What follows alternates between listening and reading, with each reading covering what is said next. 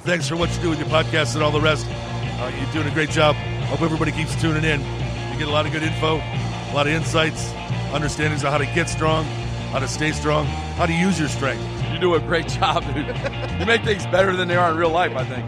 If you don't follow Massenomics, y'all do it. Social media, website, everything. Massenomics.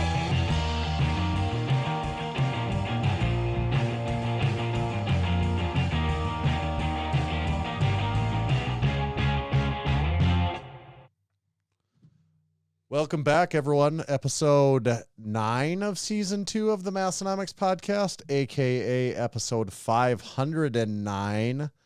Recorded live from the corners of the Dakotas. My name is Tanner. And my name is Tommy.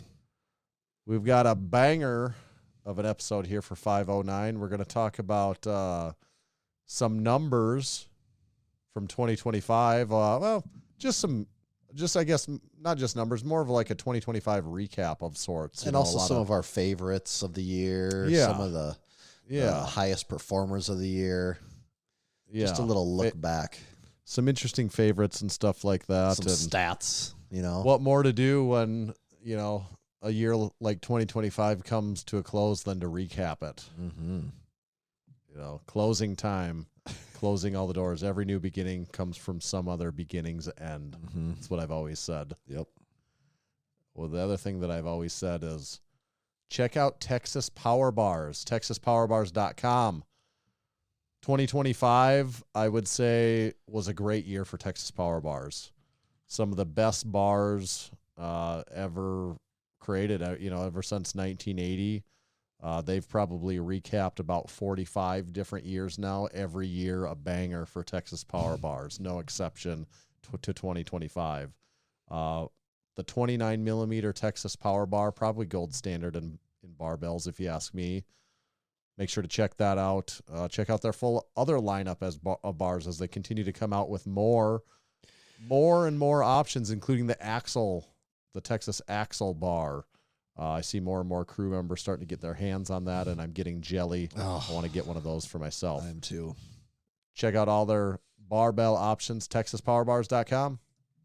All right, after you're done picking up your bar from Texas Power Bars, you're going to need some plates to put on that thing. So head on over to The Strength Co. at thestrength.co and pick up a pair of American-made Olympic iron plates today. They're smooth. They're easy to grip. They look good. They're made to last a lifetime. They're black. They're E-coated. I mean, those are every key word, every buzzword you'd ever want about a pair of plates. They got them at The Strength Co. Available in sizes from 100 pounds all the way down to 0.75, in case you're really into micro-loading and just getting that perfect weight on the bar. And speaking of perfect weights, these things are pretty damn accurate. I don't know. They're within like an ounce. They're pretty much like the best. If you want to get a pair of Strength Co plates, head on over to thestrength.co and pick yourself up some today. Thank you, Strength Co. Did you hear the news? I don't know. Fantasy football's over for the week or for the year. Let's get the recap. Where are we standing on everything? You're not going to believe it. And now, still back-to-back champion of the Massanomics Fantasy Football League, Chris Mark. This isn't and the working. Aberdeen Central Golden Eagles. This isn't working when we have contests and the same guys keep winning them over and over. It's really ruining the surprise factor here. Yeah, he somehow won this year, finishing best out of 24 Massanomics Fantasy Football teams. He won again with the most points scored for the year, I think best record, and he swept his way through the playoffs. So he just knows fantasy football then, huh? It's hard to argue. 1 year, you call it an accident. 2 years, shame on me. Yeah. Won't get shamed again. Okay. Yeah. Wow. And it wasn't even like he just snuck in and somehow it was domination. He was the best all year. Wow. Yeah, he was the best all year. All right. Anyone sound off in the chat? Could you let me know what 4 teams got relegated down and what 4 get to move up to the A League? Because I've seen it, but I don't remember. I don't know if you're making a public display of embarrassment here, or if you really didn't know. Well, I can't remember okay, so moving down this year, Dodzilla, Jeff, financial planner Jeff, Keith, and Jake the Snake. All moving down. Do you know who gets to move up? Do we know who's moving up? I think I saw Jory and was in the championship in the loser bowl championship. I can't remember who else is in there, but see if big Dr. Jake from State Farm looks like possibly he's moving up. Oh, Cody, yeah. So Cody moved up. I think Jory. I don't know. There's 4 of them that are moving up to the big time. So we'll see how they fare in with the big boys. It looks like Big Cody won the B League. Good. Some people that take this seriously. You got to get the riffraff out of the A League there. I think we finally sorted the wheat from the chaff here. Now everyone can. It's they're playing with the big dogs now. Yeah. Got to talk to Commissioner Kevin about possibly opening up a C League though for 2020, whatever the next. That's what the year people is. want. Yeah. Oh, Big Kurt says he's moving up too. So yeah, that was our fantasy football update and final fantasy football update for the year. I know everyone's going to be sad about that, but Chris Mark's going to have like a little armory of weaponry at his house at the rate he's going. We've got to get that award ordered. We haven't even done that yet, so it'd be time to get his annual fantasy football award. Annual weapon in the mail. Yeah. Okay. That's fantasy football in a nutshell. Strongest man on earth. I don't know much about this other than what I've heard. Yeah. Have you seen this? Have you heard about this? Have you heard about this? That strongest man on earth is not happening. It is happening in 2026. Not. It is not happening in 2026. Okay, yeah. So bring me up to speed because I know almost nothing about this other than I saw someone mention it in the Discord. That's everything I know about it. Oh, sounds like you're up to speed as I am now. They haven't released any extended videos with explanation or anything. I haven't seen them. If there has been, I was not surprised though, just based on some things I had seen Brian say. Well, didn't he kind of have a long video afterwards, sort of hinting at this even? Yeah, and I think a big part of it is just like the immense stress and pressure on running that, and then probably not all that significant of a return. Yeah. I would guess they're not. Wouldn't surprise me. Spent a ton of money and he's probably like, oh, I can go on a trip, film 3 YouTube videos and make just as much money as I can doing this planning all year. Or more money. Probably. Yeah. Oh yeah. I mean, considering your amount of time, it's significantly more money, right. Right. But, yeah, with everything going on, stuff's kind of expensive, and not to compare the Lift Hard Live Easy Classic to Strongest Man on Earth, but let's compare them. Here we go. There are some parallel lines, and I would just say this: I can totally understand it. Yep, absolutely. I do not fault him for that because I can only imagine the undertaking that goes into that event. I don't know. So yeah, I guess now it's going to be, instead of strongest Massenomics on Earth, we're stealing the name, or strongest man on Earth, we're stealing the acronym, and it's going to be strongest Massenomics on Earth. Is that the plan? It's ours now. It's just our game. We'll just outlast you. It's ours now. You lost it. We'll be taking that, Brian. Hard to have the name if you don't exist. Yeah. I'm not surprised by that. Though, yeah. All jokes aside, though, I mean, it does suck because it was a big event, and they obviously put a ton of effort in and made it really cool. But it was one of the Grand Slam events of strongman. Essentially, so, if you're a strongman competitor, then you just lost one of your big 4 events of the year. So and one of your chances to make money, honestly. As a competitor. Makes you wonder, though. Apparently, Giants Live just has it figured out, right? I guess so. Maybe they just have the formula down well enough. Or there's someone just throwing stupid money at it, and they don't care that it loses money, too, which is also a thing that happens. Yeah, or they have the formula down just well enough and they're just efficient enough that they make just enough money to do that it. could be like they're not doing as You know? elaborate as stuff as Brian did, right? Like Right. that was probably part of the problem is he was doing the most elaborate setups possible, which takes just, I mean, when you're basically reinventing every setup, you know, it's extreme amount. You know, I mean, Rogue can get away with that, except Rogue, you know, Rogue gonna Rogue. Yeah. All Brian has to do is start an equipment company that makes an insane amount of money. Then he can use that to fund the competition. That's all he's got to do.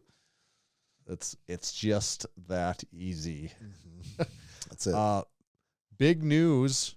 This is probably the biggest news. Speaking of comparing the Lift Hard, Live Easy to Strongest Man on Earth, we ain't going nowhere. We ain't going nowhere. We are still going to be back for 2026. We said, so I wonder how many years. Did we start at the same time as Strongest Man on Earth? Probably. Because this will be our fourth. How many times did they run it through? Maybe 4, maybe. I don't know. Might have been only 3.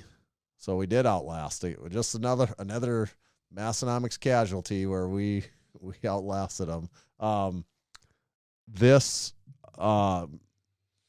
The powerlifting meet registration, though, that's the big date that we've got to announce here finally. Strongman's full. If you're listening to this, you missed out. Strongman is full.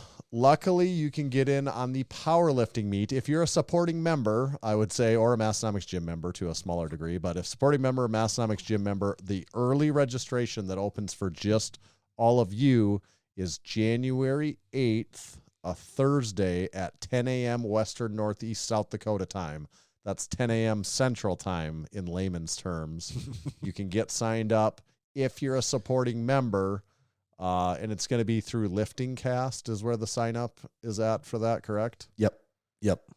And we'll have the specific link out for that as that date gets close of where you can, or probably actually the day of, we'll put the link out. Be in the Discord for the people in the know.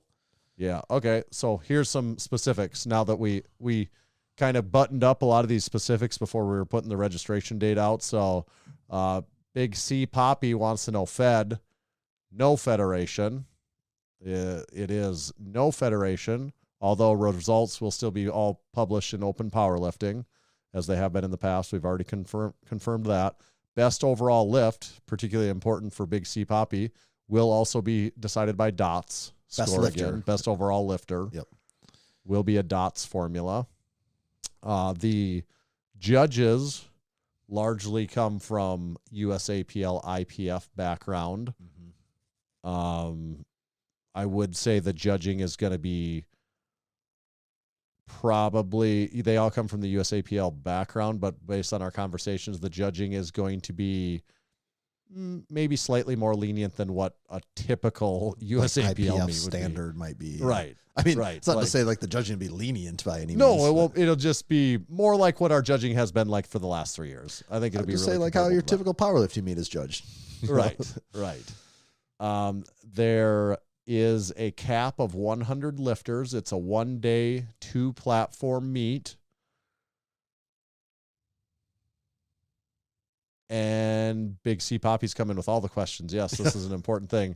So after much deliberation, this is maybe something people aren't used to. We will be using a deadlift bar for the deadlift, a Texas deadlift bar. We will be using a power bar for the bench press. Not a big surprise there. It'll be an Eleiko power bar. But on the squat, one change from prior years is we will be using the 29 millimeter power bar for the squat as well. Other note on equipment, An Eleiko power bar. Eleiko, that same Eleiko power bar that we're going to bench with is what you'll be squatting with. And both competition platforms will be ER combo racks.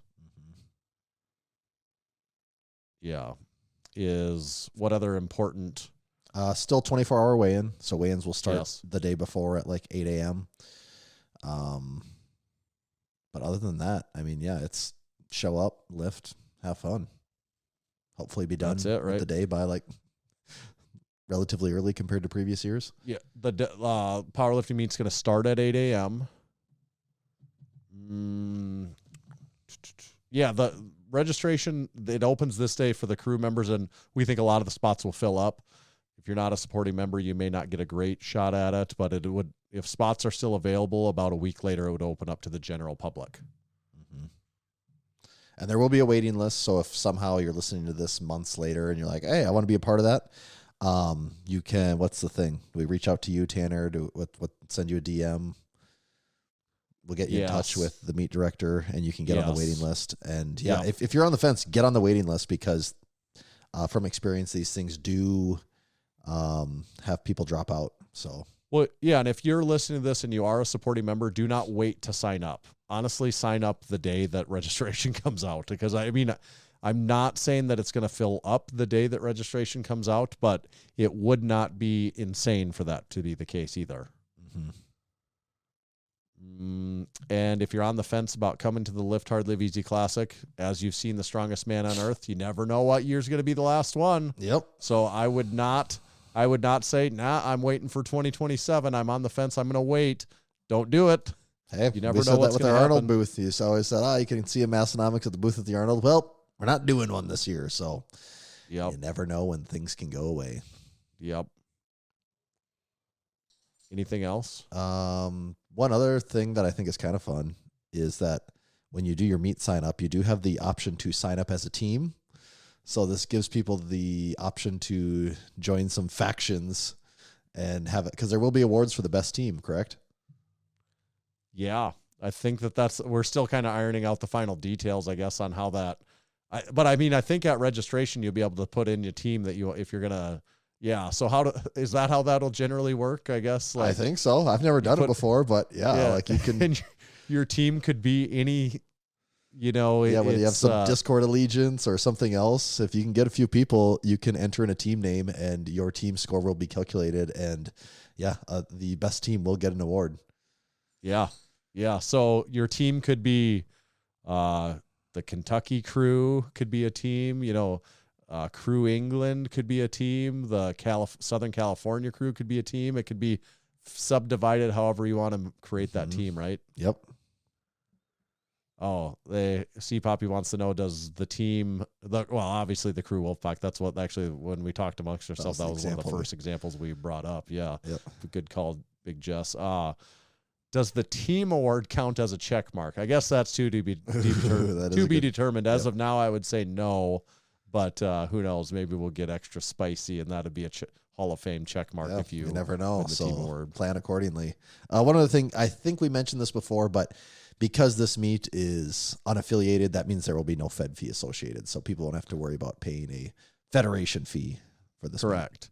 Meet. The meet fee is going up by about $20. Is up $20 from last year, but you save on the no $40 federation fee, so the net cost is a little bit less. Mm-hmm. Right. Yep.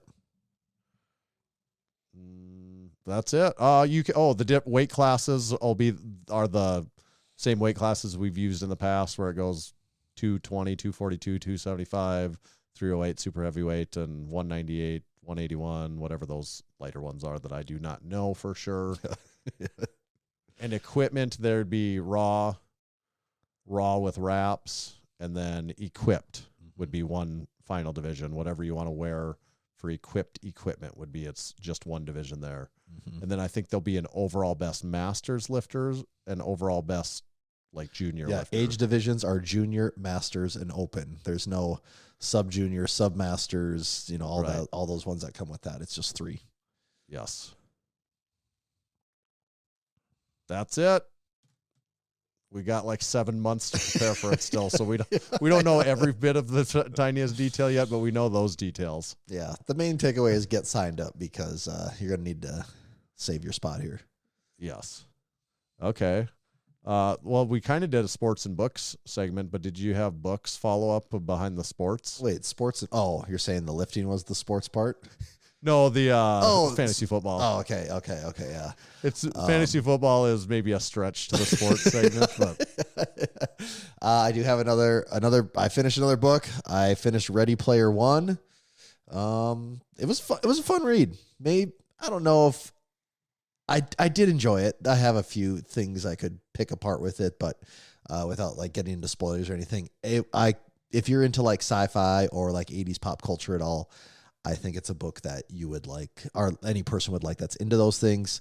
Obviously, it's a movie. I haven't seen the movie yet because, of course, but yeah, if you want a fun read, I can recommend it. Ready Player One, and who's that by? Oh God, what's his name? Is it like Clive or Is it it's old? What's his name? let's see. It is by. Oh God, don't give Ernest me McCline. Ernest Klein. There you go. Yeah, it was Not just coming Clive. to me. Ernest Yeah, Klein. yeah. There it is. Yep, it was coming to me. Yep. I don't not much I need to talk about this, but I did just finish Harry Potter and the Sorcerer's Stone. Officially, it's completely finished, so we're on to book 2. Okay. Book 2 is just popping, going crazy. Yeah, we've been going to. Are you familiar at all with the Red Rooster? It's a little Western Northeast South Dakota hangout. Very familiar with it. Yeah. Yeah, we've been going to the Red Rooster and reading some Harry Potter there the last couple nights. A little change of scenery. Yeah, get a change of scenery. Sometimes you Okay. got enough kids, you got to get a little change of scenery. I don't even So- know if you got to have enough kids to do that. Just we any were of our going to go to kids. the library, and I was getting a little pushback that we've been going to the library too much lately, which we probably have been. So I'm like, where else could we go right now? And I'm like, wonder what the Red Rooster situation is. Are they If open they're that late? Really? Yeah, they're open till 7. Really? So actually, the Oh. last 2 nights we've closed it down. The last 2 nights. Damn. I just would have assumed they closed at like 3 in the afternoon or something. That's what I'm like. I'm certainly not getting a coffee there at 6 p.m. But Okay. Wow. yeah, a little Western. Anyone that knows Western Northeast South Dakota will be familiar with the Red Rooster. Oh, Keith wanted a Red Rising update. Towards the end of that 3rd book, and it's really good, but I just haven't got at it much lately. I'm going to get there soon, but it's good. I keep thinking if that's going to be next on my list, but it's just the hesitation of starting like a 6-book series or whatever that That's totally. that's the only thing that's keeping me. I I think just want to cover a fair. wide base right now, and a 6-book Right. series is just going to keep pulling. No, me if you back get in. into that, you're going to get stuck. You're going to be stuck bogged down in it for a while. Yeah, I think I'll keep knocking off the one off. It's for a really while good, here. though. Oh, I don't doubt it. But got to keep expanding my horizons before I drill down too much. Yeah, that's fair. I was in Florida for over Christmas. I spent Christmas in Florida. Mm-hmm. Gotta say, as someone that lives in the northern plains, northern Midwest, Christmas does not feel the same. Doesn't hit the same. It does not hit the same when it's 80 degrees. I feel a little sorry that one day out of the year, I feel a little sorry that they have to have all that beautiful weather. That when And, that when all their days are the same, there's just you don't get Yeah. that payoff that it's all. Yeah, and it just didn't really quite feel like Christmas to me, not being. Just felt like a poser down there. Yeah, it really wasn't. That's. Have you ever been somewhere really warm for Christmas before? Not like over Christmas. It's been over Thanksgiving. We've been in Phoenix a few times. Yeah, never over Christmas though. That's Like we're out on the beach in Yeah, I haven't the done that. ocean on Christmas, and I'm like, this does not even seem like Christmas. feels like cheating. It's not Yeah. how it's supposed to go. Yeah. I'm not even saying as a positive. I don't think it's a positive. I think that's not what Christmas is. That would be a weird if that's what I grew up as what Christmas was. I mean, it just dawned on my boy this year that they're like, "Oh, Christmas is tomorrow." He's like, "But there's no snow," and I'm like, "Well, sometimes there's no snow on Christmas," and he just couldn't wrap his head around the fact that there's no snow on Christmas. You know, let alone there's people that just have no snow ever. You don't get winter at all. We're almost there's like just a couple. There's a few drifts of snow left in western northeast South Dakota, but it kind of where it looks like more dreary than it does. the snow, when we what day was it when we left? We went to my parents' house or it was like a day or two after Christmas, and I mean the grass is like straight up green here. It's like yeah. and then we did get a little bit of snow, but it's pretty much all gone again today. And I mean, you would just think it's a spring day. You know, the temperature's been in like the 30s and 40s and Right. unseasonably warm right now. Actually, when we got back on Sunday night, and all I had was the Massenomics camo windbreaker, Which is great And- windbreaker.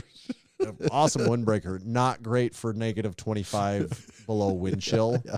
when your car dies and you have to jump. Because that's start not it. even babysitting a coat at that point. Like at that point, the coat's kind of babysitting you. That would have been one time I would have enjoyed babysitting a coat because it was the coldest I can remember being in recent memory, because the least prepared I've been for the cold in a really long time. And oh my God, I felt like I was going to die. Like, that's how cold it was. Every once in a while, it's not in an South Dakota, exaggeration when you say that. People like, oh no, people, it's not like, oh my God, it was 100 degrees out. It was so hot. It's like, no, it you was actually extremely dangerous. Yeah, I was like, in just seconds, my hands were like, I'm like if you have to touch dangerous. anything, you're in trouble Yeah. instantly. Yeah, that's how cold it was when we got back. But then it's like kind of nice again. Just a few days later. So when you were gone, it looked like maybe you hit up some gyms, Tanner. Oh, great! I'm glad you brought that up. Completely forgot. Yeah, I went to Jordan Wong's gym in Northport, Florida, which is Showcase Strength and Fitness in Northport. I had messaged Jordan like the day before, and I was like, "Hey, are you going to be at the gym tomorrow?" And we've talked before. He knows I come to that area occasionally. Yeah, we so talked about it on the podcast the one time. You're like, yeah, I'm going to come sometime. And yeah, and he's like, "Oh crap, are you here?" I'm like, "Yeah, I'm just like 15 minutes away. I'm gonna come." Oh, it is tomorrow that close, actually. Yeah. Okay. Oh, it's a 15-minute drive from where we stay. Yeah. It's like it's the adjacent. It's like we're in Port Charlotte and he's in Northport, but it's okay. It's all the same. It's the same. Yeah. And went there, and he was there training people like a madman. This was Really? the day after Christmas. He was a factory. It was like, I don't know if he was on a 30-minute rotation, but he was just like cranking them through. Yeah. So the gym is awesome. I put out a video, showing some of the Yeah, it machines. looked like it has a lot of really cool machines in there. Yeah. It's got a great powerlifting setup with, like 4 deadlift platforms, a bunch of combo racks, dumbbells, all that stuff. But what blew my mind about it is his collection of machines, and not just like all of one brand. He really has like a curated collection of all these machines. Like, no, this is the best machine for this, at least in someone's opinion, in Jordan's opinion, or in like a lot of people's opinion, actually. Yeah. No, like the ones you showed, I'm like, I feel like I've heard people talk about all of these, like the Nautilus pullover, or what's that? Is that what that's called? Yeah, the Nautilus pullover is a very that one, like the sought-after machine. Cybex hack squat. Like we heard people talk about that. That's the one that Evan Centopani had in his basement. He had some cool Atlantis pieces that Dr. Mike talked about when we were at his gym in his house. He had this awesome Paramount overhead seated tricep extension. Yeah, that one was really cool. I'd never seen that before. It was freaking sweet. Really? That machine was cool. He has the Dynabody Power Press, which is the standing chest press. Yeah. Plate loaded. Loved it. I trained upper body, and I legitimately used most of these machines, like the pullover, the Dynabody, that tricep one. Like, I actually did my sets and reps on those machines. I really liked that Dynabody standing chest press too. Just like more machines than I couldn't even process what they all were. Yeah, I would have never guessed they had that many machines in there when you're making that video. He had a Panada decline chest or lower chest press. Yep. He had a Prime Fitness incline one. I gotta say, I tried like 5 different brands of all high-end chest press machines he has there. The Prime was my least favorite out of the group. Interesting. Like, it was definitively my least favorite out of the ones for any one used. specific reason. Yeah, a couple things. Part of it, user ignorance on the 3 weight horns. Yeah, I'm just I just can't figure out what there's hell a learning curve there, whether you admit it or not. Like, there is, and that is on me. But the other part of it, I kind of would maybe sometimes tend to make fun of people that talk about the stretch and it not being a big enough stretch. But realistically, like where its dead stop one that was, where it couldn't go any lower, I would have liked to have gone like 6 inches, like a lot deeper than that. Like, I felt like I was, and you're doing a larger pin. than a lot of people going in there too. So right. And I kind of felt like I was doing like I had to get up and look and be like, is there like a safety catch on here that I am not releasing to get this to go deeper? And, so the weight horns is my own thing, because I didn't, because the other stupid part, the strength curve, well, I was like, this just seems too easy at certain parts of it where I'm like, I don't have this honed in, and that's Yeah. my own. That would take some figuring out, but just I would want it to go much deeper. Yeah. And especially as I was comparing it to all these other ones side by side, I feel that like one just didn't go deep. I feel like there was a garage gym reviews video where Coop was like showing off his garage gym, and he had that comment on their like chest press machine that because I think he had some hack for how he gets around that or something, because I think he talked about that same thing with it. Yeah, I suppose if you could like make the pad, much deep. Yeah, much I'm trying to remember if he did like something to the bench somehow, or like yeah, I can't remember what he did. it would definitely be a fair criticism that I'm like, I'm surprised someone didn't notice, consider this when they were making it even. But yeah, really awesome gym though. It he had like 4 monoliths in there, I think also too. Wow. It had a so it's big though. Like it's a big gym. It's big. Mm-hmm. Yeah. What I would say is it certainly has a Massenomics gym vibe to it. It's quite a bit bigger. It has way more machines and way more people. Like I was like, my God, I haven't been in a gym recently when there's this many people working out. Yeah. Where I was just like, this is still odd, even though this is like, which is kind of fun when you're not used to it. You're like, of whoa. A gym. But I'm like, wow, there's just like people everywhere. Everyone's just lifted. What's going on? Yeah. He also had a Jacob's ladder. Oh, for real? Oh, yeah. You put that in the video. Yes. Yeah. Yes. Yeah. The Jacob's ladder. As heard on episode 508. Yeah. As seen in the F tier. A Jacob's ladder. So did you I give put it a that few in the reps? video just as a nugget from. I think you commented even where you're like, foreshadowing this week's podcast episode. Yeah, that's right. I totally forgot about that. Yeah. The Jacob's ladder. Really awesome gym. There was a couple lifting in there that you could tell from a mile away that they were power lifters, and I was there doing my benching, and I was somewhat curious if anyone would know about Massenomics, if I would run into someone there, because it'd be not crazy. And they did, and he's like, "Oh, when are you kind of come out with the kind of fit, kind of fat shirt again?" He said that to me when you've I was been around a little while. If you know that one, yeah. He's like, my girlfriend stole it from me. And I'm like, yeah, a tale as old as time. Yep, that one is an all-time classic. If we've heard it once, we've heard it 1,000 times. Mm-hmm. Yeah. So that was Showcase Strength and Fitness. If you're ever in Southwest Florida, in Northport area, look up Big Jordan and get yourself a day pass at SSF. Did you also go to a Planet Fitness or not? Oh, yeah. I did go to a Planet Fitness, okay. too. Yeah. Okay. Yeah. That's a whole other side tangent. I forgot about that. We went to the Planet Fitness like 2 days. Oh, I killed my light. Stretching my leg out here, and I killed my one of my side lights. Get this. A lot of strobing over there. Let me try my hand instead of my foot. He's going under the desk. Gonna do a little light surgery. I think that's better. I think his lights are on. Oh, more flashing. Okay. He's back? I fixed it. Oh, okay. Yeah, I fixed it. Okay. So the Planet Fitness, we went there a couple days prior. Not sure when the last time I would have even been in a Planet I don't think I've ever been to one before, actually. I think I have been, but maybe this was my first time. I don't even know for sure. It was absolutely enormous. Yeah. I'm not joking. There had to have been 70 treadmills in there and 70 ellipticals and like 10 step mills.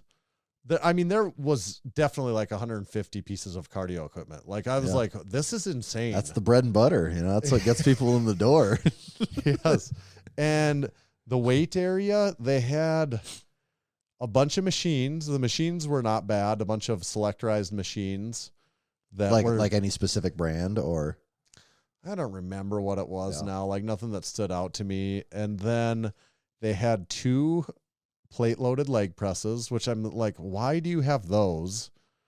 Like, because so nothing was plate loaded except for the 2 leg presses and then 3 Smith machines. I mean, that's kind of how, no one has a selectorized leg press, do they? No, I guess not. Yeah. I just thought it's even weird that they even have a leg press almost. I just think that's if well, you don't squat. I guess there are selectorized leg presses. Like, at the Y, they have a, do they really? they're just not, oh yeah, they had they're just not they're just not exactly the shape you think of a leg press. They're Okay. usually more horizontal. Yeah. Right.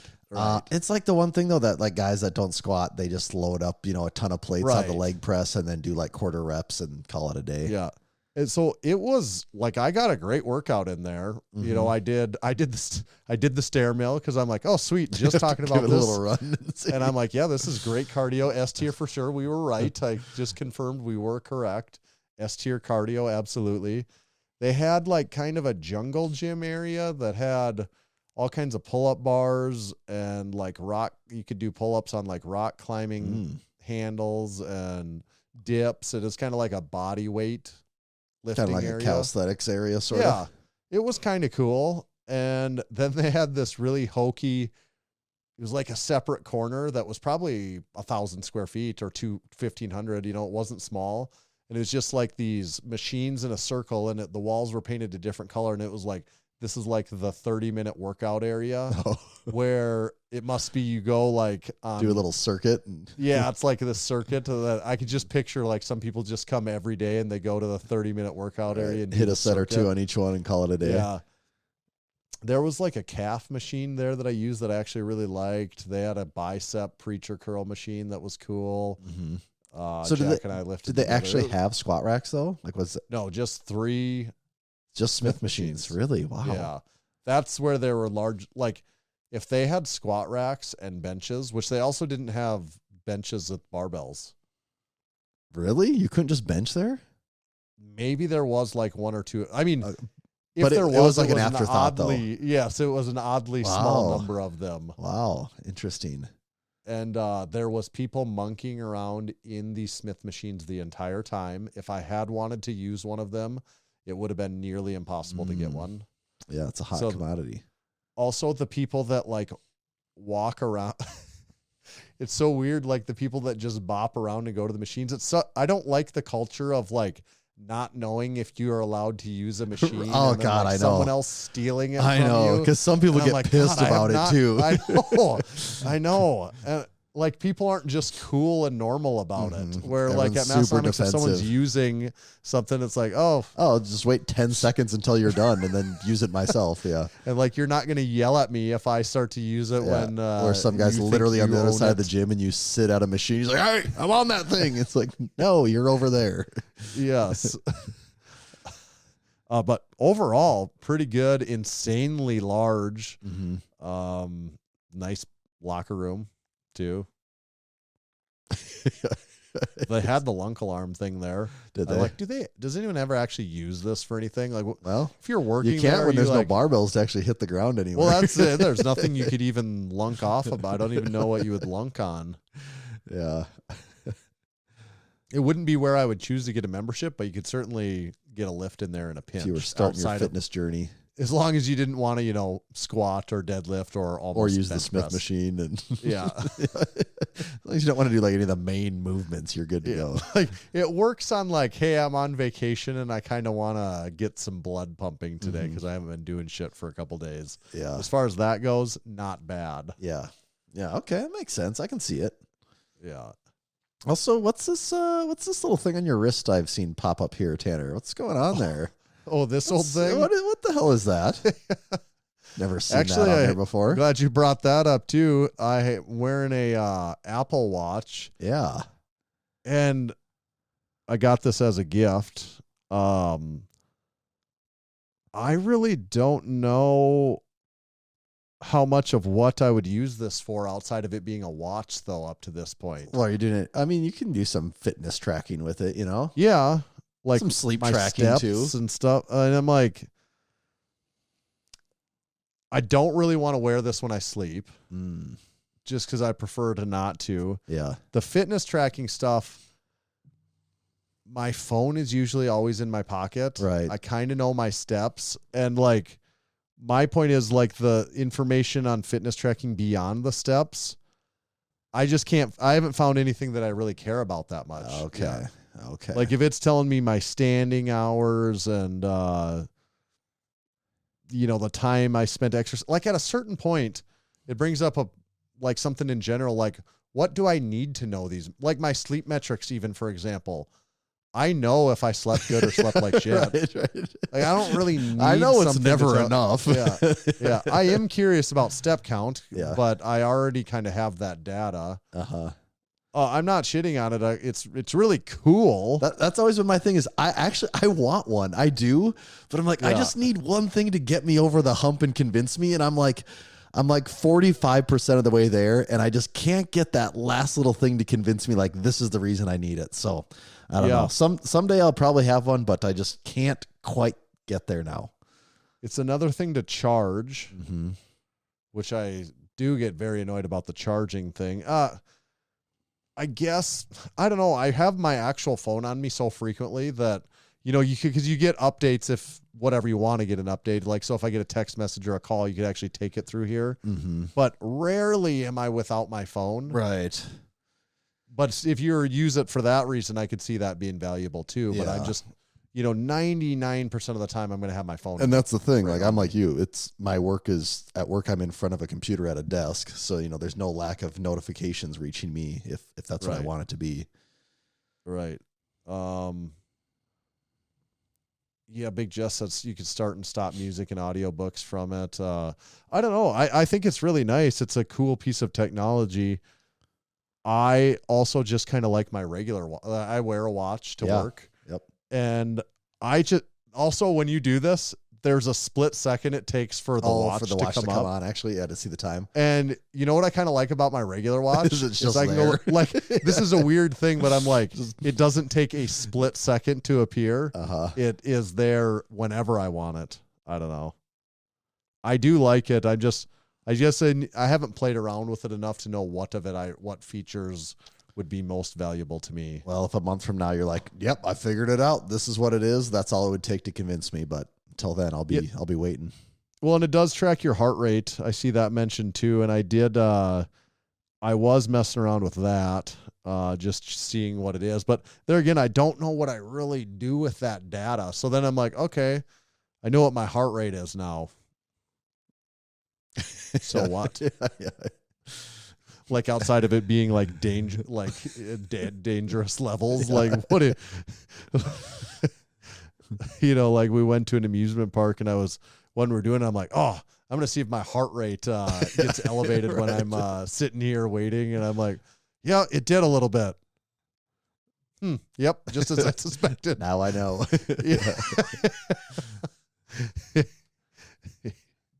Yeah. So what's your take is you've considered them before? Or? I straight up want one, but I'm Yeah. trying to convince myself of a really good reason. And I just can't quite get there on the reasoning. So yeah, until then, I'll just keep trying to think of an excuse to really convince myself of it.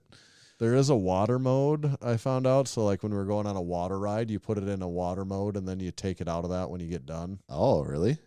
Yep.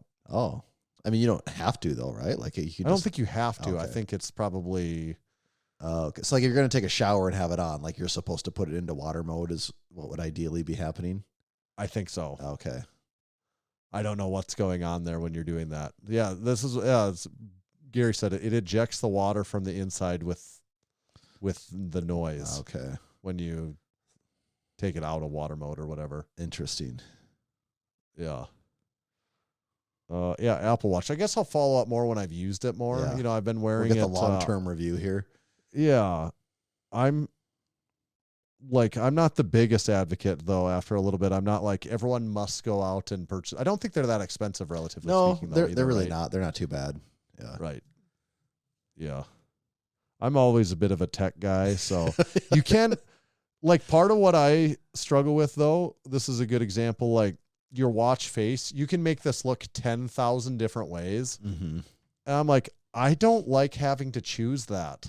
Like that's not my personality. Like I don't want to, everyone I've looked, I'd be like, oh, what do you have yours set up like? And I'll look at it and be like, why the hell do you have it like that? Right. And then I'll look at what I settled on, and I don't know if this will come across, but it just the looks classic like a watch face. Yeah. I'm like, Yep.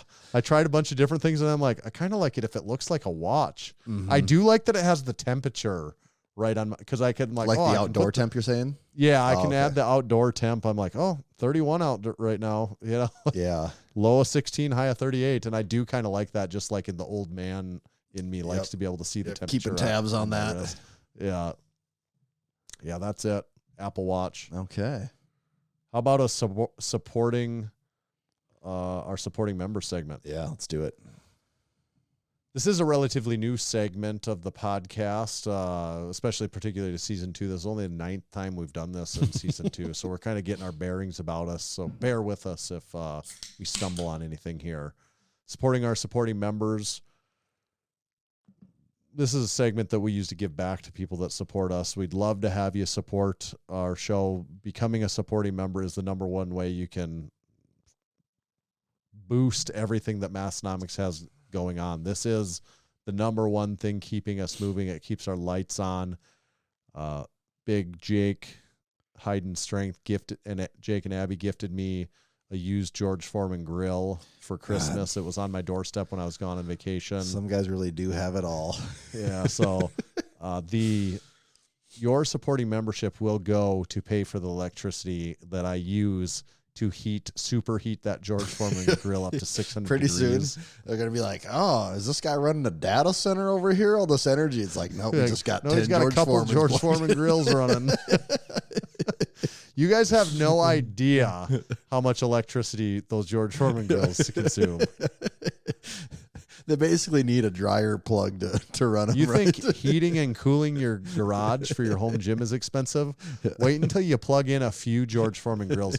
This year at the Lift Hard Live Easy Classic, do you think, like for the Friday night party, we just set up like 30 George Foreman grills and do a massive grill out of with only by George Foreman's? God, is this heaven on earth? No, this is Western Northeast South Dakota, and these are the George Foreman the grill. longest line of tables with just BYOGFG. I will say, everyone brings their own George Foreman grill to grill their own burger exactly how they want. I'd be really curious how many make it through airport security. Some of those are not getting through.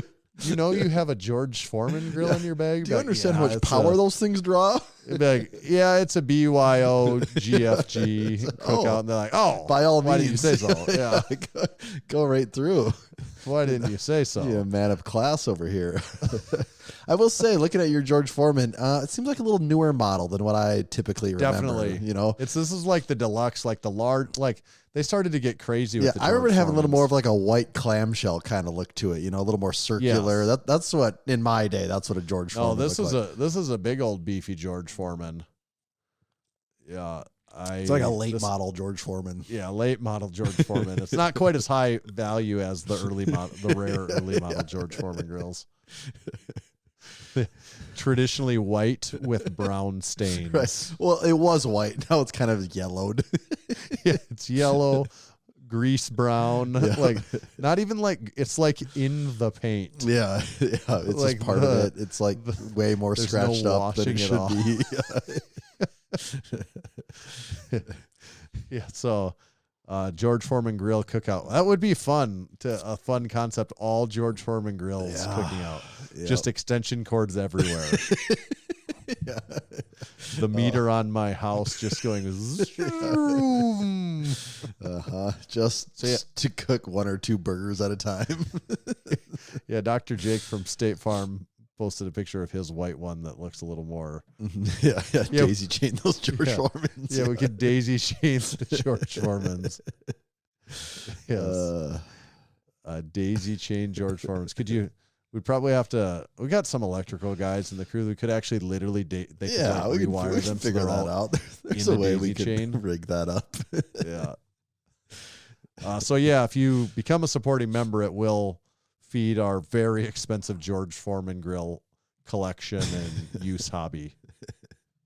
You pay to collect them, then you pay to run the damn things. This week, supporting our supporting members, Big Eddie and Big Emmett had a little crew meetup together, it looked like. Then we had the Crew England meetup. That was at Big Chris's, the Wolf Den. We had Chris, Jose, Stephen Wafflarn, his buddy Christo, and Big Derek were all there. I really enjoyed seeing that picture of all of them together because it was just like, oh, this actually is just a condensed version of our entire New England trip, is all these guys just in one picture together. And it didn't seem real life to me to see that. Well, I don't think I've almost ever seen any of those people together in the same place. No, that's what I'm saying. I've never I've seen any of them together. I know Yeah. all of them. Yeah. I've hung out with all of them, Uh-huh. but you don't see any of them together. And then there's this, you even said it to me when we were talking about, you're like, oh, it almost seemed like a Photoshop picture. It's like, you just take because I know all those guys from from different spots, but then someone put them in a room together. And Yes. yeah, that was really cool to see. Oh, I was jealous. I'm like, Oh, that's yeah. got to be a lot of fun. I want to hang out with those guys there. I know. I was super jealous. Great news though. If you followed along, you saw a little bit of them lifting in the Wolf's Den well. I think that's the video that we've got coming up. That YouTube video of Big Chris's home gym tour is probably what's going to be out by the time this episode comes out. I think that's next on the list, isn't That it? probably is. I mean, I gotta have it on my to-do list for tomorrow to edit it, and Yeah. I don't remember what was next on. Also, the, just reminding you that you still have to do. oh, someone that should ready. edit that thing. It Yeah. needs to be ready in about a day and a half. But yeah, if that's next on the list, then I'm excited to watch it. And then Big Adam had a crew meet up at a certified training facility, the Weenie Hut Fitness. Big Jen competed in a bench-only competition where she got 135 pounds on the bench. This week's guest on Unpaid and Underrated, our bratty little sister podcast, was none other than Big Andy from the great state of Minnesota. And you too could potentially become a guest on Unpaid and Underrated podcast by first becoming a supporting member. Thank you, supporting members. How about a certified training facility of the week? Yeah, where do we want to go to this time? We could go. We were just in Colorado. Yeah. So our options are essentially limitless, Mm-hmm. like the movie. Has Tommy seen it? Probably not. No, negative. I don't know if I've seen that movie. It's where you take a pill, right? It's where you take a pill and it makes life really fun, I think. That just sounds like drugs. Where to? I'm just clicking around a little.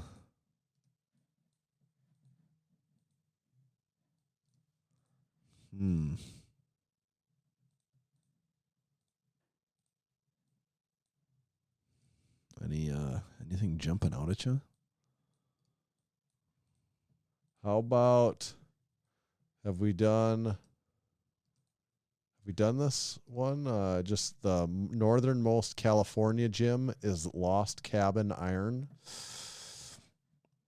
I just clicked on it. Lost Coast Iron? Oh yeah, that's probably it. No, we have not done that one. Shall we? Yep. All right. Lost Coast Iron. Okay. In Northern California. Well, our most northern California gym, correct? Mm-hmm. There's a lot of California gyms.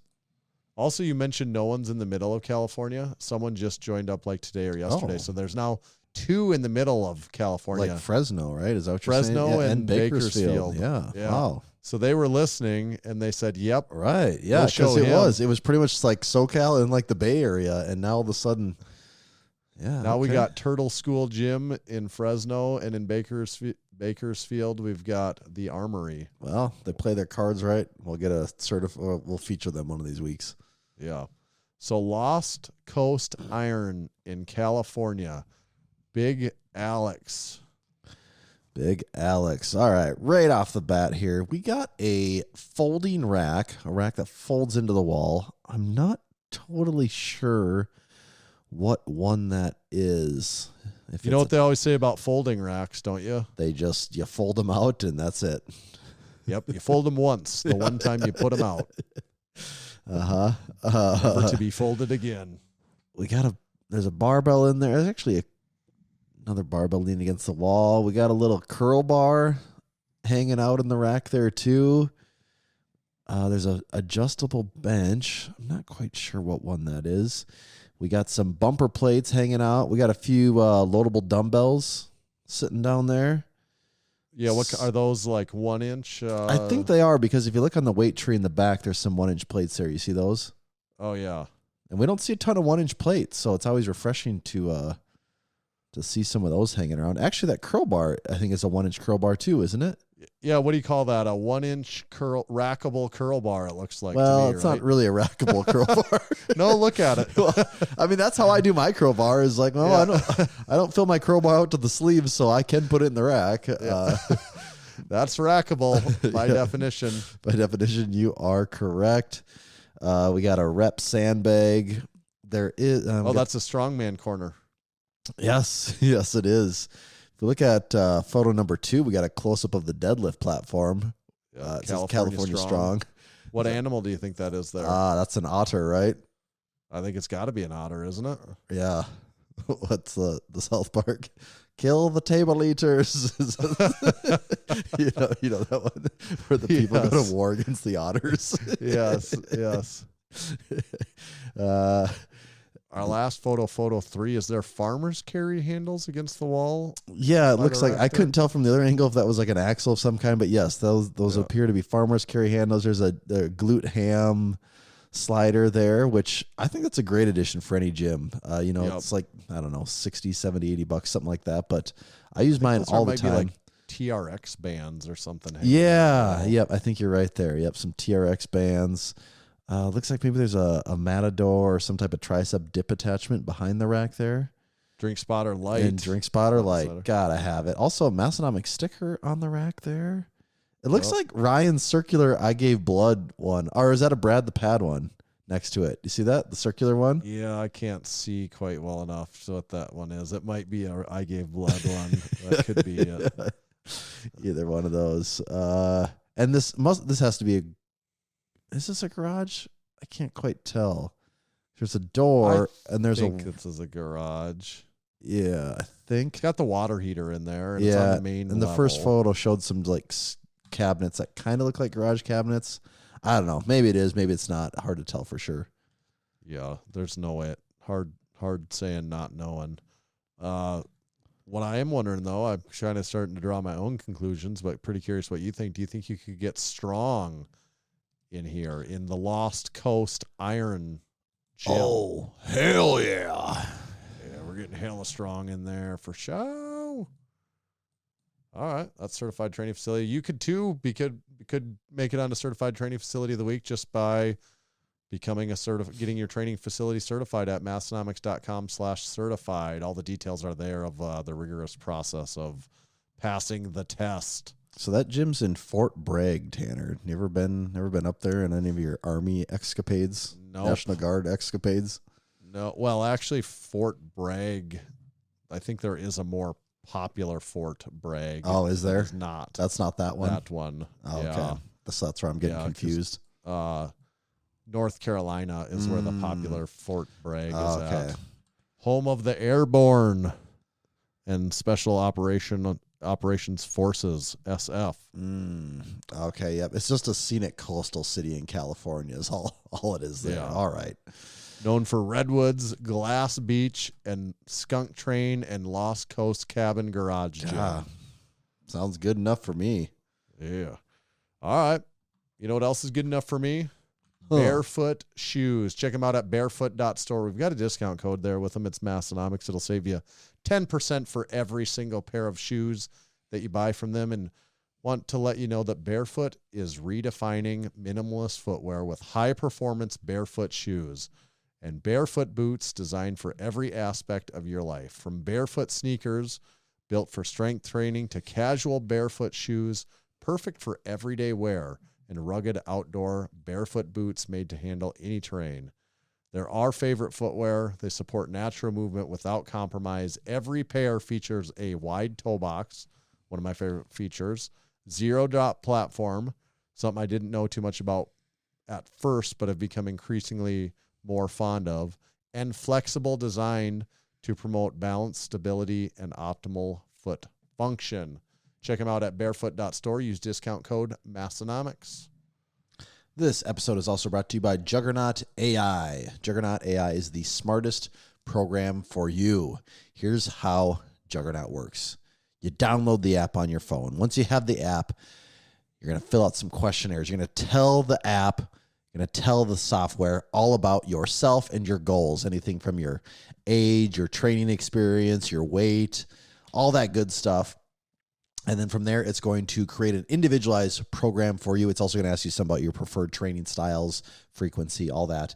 It's going to spit out an individualized program made just for you. And once that program is made, you are going to report back to the app after every set how your training's going. You're going to report, check in before training starts, while training's going on, and at the end of the day, letting it know, is it on track? Is it too much? Is it too little? Is it just right?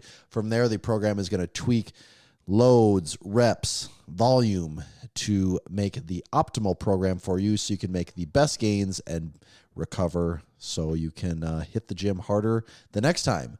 If this sounds interesting or good to you, then head on over to juggernautai.app.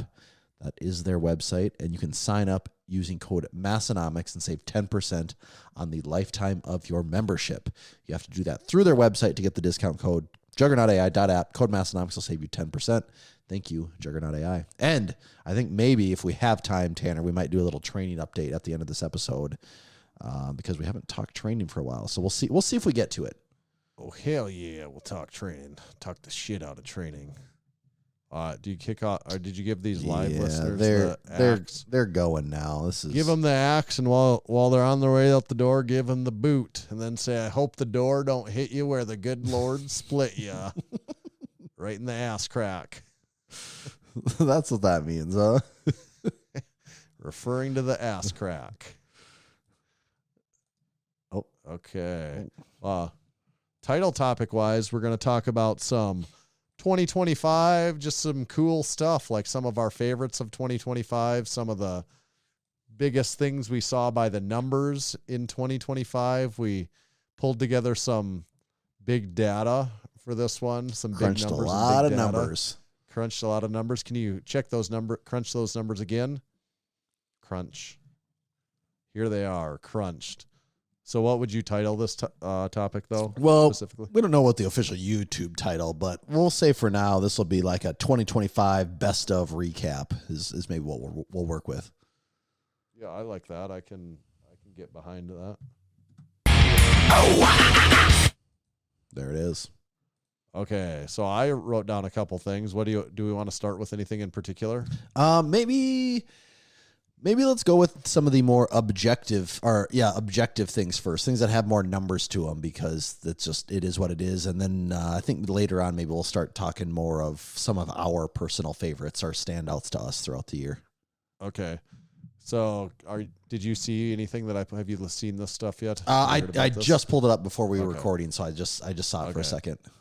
So how about our biggest Instagram reel of 2025? I would have never guessed this one. Actually, a lot of this stuff I would never guess because it's just a dumb algorithm thing of what catches on. But this one really surprised me because it's a somewhat anticlimactic video. It's very novel and interesting, but I wouldn't think most people would want to watch this. And do we want to say what it is?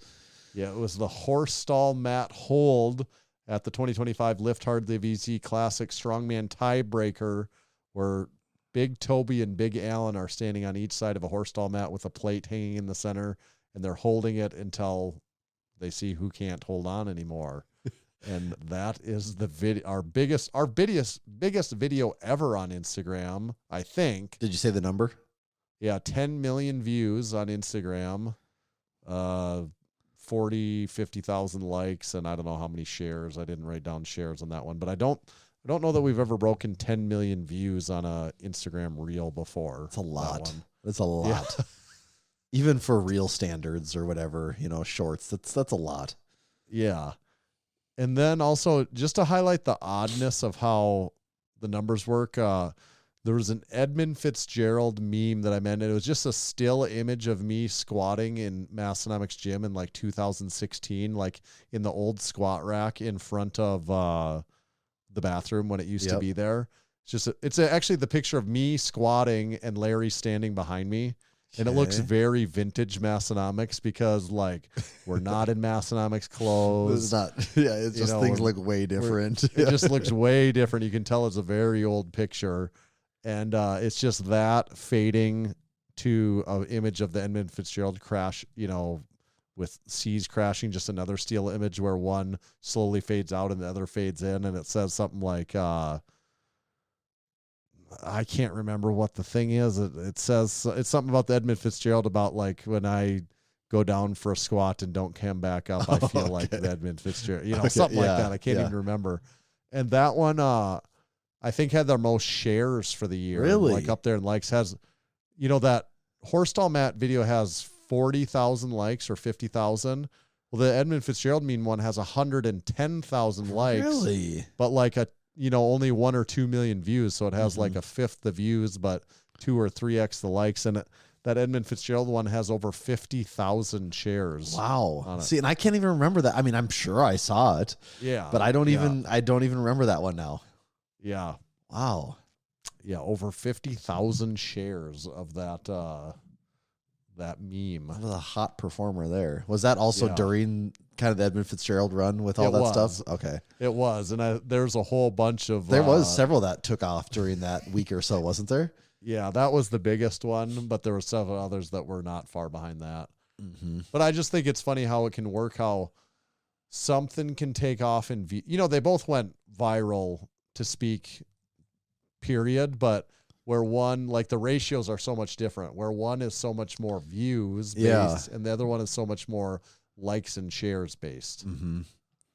I don't know what that means, but it's just odd how they can be so much different. The ratio can be so different between two videos going viral. Yeah. Yeah. That's interesting. The analytics should be there to see what the best post was, like a non-reel, but it wouldn't give it to me as being weird. So I do not know what the biggest non-real post was of 2025. Okay. Just because of faulty analytics. Yeah. What about if we go over to YouTube? Yeah, that's what this one also surprised me a little bit too here. Yeah. The top YouTube video, this is Paul Foss's Shed Gym Tour at 50,000 views. I mean, did this actually beat Foxy Menagerie out for the year? Yeah. It did, really? Yeah. Wow. Yeah.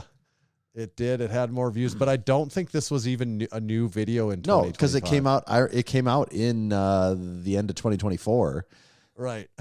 So that one it took off multiple times, though, is the thing with that one. Right.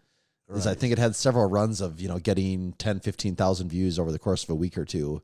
Yeah, so more of Foxy's Menagerie's views must have came in 2024. They must have, yeah. Because that is our most viewed video of all time. It's just crazy. It's kind so of, but stupid. the margin gets wider and wider. That their most viewed video on the Massanomics YouTube channel is the woman with the world's largest boobs. Yeah. And YouTube won't let you monetize that one. I guess she can't be monetized. She's not doing it for the money. She's just doing it for the love of the game. Yeah.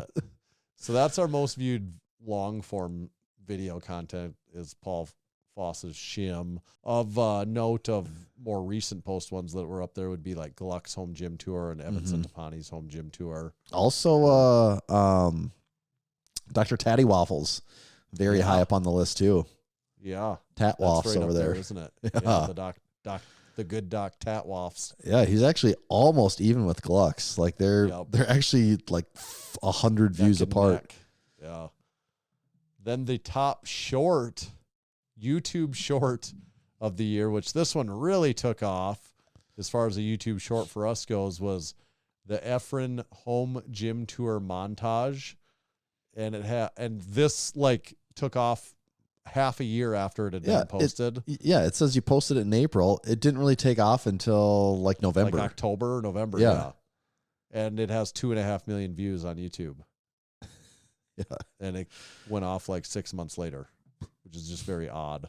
And it's kind of funny to see how much money that makes on YouTube on a short, dumb little video. Yes. But you get 2.5 million people to watch it. Even a short video can make something. Yeah, make something. Okay. Certified training facilities, new ones in 2025. Actually, I'm going to change this because I think today there was 2 that came in that I didn't have. Ooh.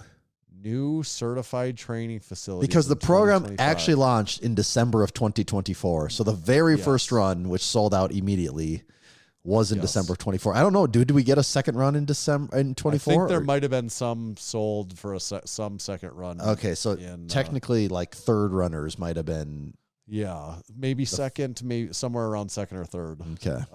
That second one's in question. Third iteration was for sure in 2025. Second run, I think, was, I don't know, somewhere right around the line. Okay. So we had 394 new certified training facilities added to our map in 2025. Which is just crazy because we've said it before. When we came up with this thing, I think the very first time we ever did it, we made 50 banners and we thought, well, if we can sell these in a few months, I guess it went pretty good. And we sold all 50 in like the first couple hours. And then that happened again and again and again. And the fact that there's now, I don't know, what's it like 400 and some. Yeah, there's over 450 certified training facilities on the map. Yeah, just wild that there's that many people that have all decided like, yes, we actually do like this. This is really cool. And yeah, that one's been a game changer for us. Like the way it's helped us find home gyms. You know, we do a certified training facility of the week every week on here. It's actually changed how a lot of things work around here. Yes. And then as far as selling stuff on our website, I mean, going back to what we just said, the thing that we sold the most of in terms of units was the certified training facility, actually, for the year. We moved as many units of that as anything else at all. But for the sake of already discussing that, more interestingly, giving it a close run for its money is the Drink Spotter Chill at just a few units shy of the certified training facility. The old Drink Spotter Chill, which, yeah, I mean, rightfully deserves to be in that spot. Yeah, the old Drink Spotter Chill. I didn't assume we had sold that many Drink Spotter Chills. I thought if you told me to guess, I would have said, I don't know, have we sold 200 of those? But yeah, quite a few more than that. In terms of dollar amount sold by item, they're again certified training facility, but since we already knew that, more interestingly, next highest would be the horse stall mat gripper, which didn't come around here until fairly close in the end of close to the end of 2025. Yeah. And it makes sense because those are both products that cost a lot more than a expensive. t-shirt. So Yeah. Yeah, your more expensive items generate more revenue. Who'd have thunk it? Yeah. I mean, you see it here, so you don't have to guess, but would you have known what shirt we've sold the most units of? You have it written here, Silly Goose Barbell Club. If you would have told me to guess, mine would have been either the gym skull or the lifting department. Or the lifting department. I would not have picked Silly Goose Barbell Club as the number one selling shirt of the year. Those weren't very far behind. Okay, so it was pretty close. Yeah, but I think Silly Goose Barbell Club was definitively number one. Wow. By a decent mark, but they were all in similar the same ballpark. Yeah, and I mean, it does make sense though. Like that was the only one of those two that was an actual brand new design for the year.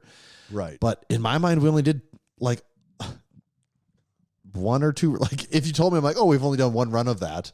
Like I just don't even picture that shirt being around much. We did 3 in 2025. So. Yeah. Wow. Yep. Would not have thought of that one. And well, to that end, what flag did you see? What flag? It was the Silly Goose Barbell, wasn't it again? Yes. Which that one I maybe would have got, but yeah, still that's good to see. And then new supporting members in 2025, our biggest year ever of supporting members. Oh, I actually didn't look. I actually did not look at this one, so I don't know what it is, but it's several hundred, right? Yeah, 337 new supporting members in 2025. Damn, that's a lot. Yeah. That is a lot. Our biggest year ever. Actually, a couple came in here at the end. I'm going to say 339. Wow. A couple new ones here, even just this evening. So I think we're at 339 new ones for 2025, which is awesome. as we said, that is the number way that we keep our George Foreman grills running. Yeah. Yeah. That's how we get to the bring your own BYOGFG. We're going to need a bigger George Foreman grill. We're going to need a longer extension cord. And that also, man, we are appreciative of those because, yeah, like you said, that puts this whole thing in a different position than if we only sold T-shirts. Like that's becoming a bigger and bigger part of the business all the time. Yeah. So how about this? What was your favorite YouTube video of 2025? Okay, so this one, there's a lot of ways I actually think about this, and there's what's my favorite from a subject matter, what's my favorite stylistically, like there's a lot of ways you can say what is your favorite, and there is one that really jumps out at me, and because for me as like a direction so it's a gym tour. And for me, this kind of signaled in my brain sort of a shift in how we can think about gym tours and how they can be shot and the subject matter covered. And I mean, what I'm talking about is Evan Centopani's gym tour. Like, yeah. I remember filming that, and while we were shooting it, while I'm watching it through the little tiny screen on the back of the camera, I'm just thinking like, oh, I just feel like I'm watching a video on my phone. Like the look of this. Like as you were there literally being the one filming it. Yeah, I just felt like I was holding up my my phone and just like watching a YouTube video that like someone with, access to someone like a big person and a big budget was making. Because I remember just thinking, this looks so cool. Like, the stories and everything that being told are really, because they only come from someone that has a ton of experience and has been around and done a ton of stuff.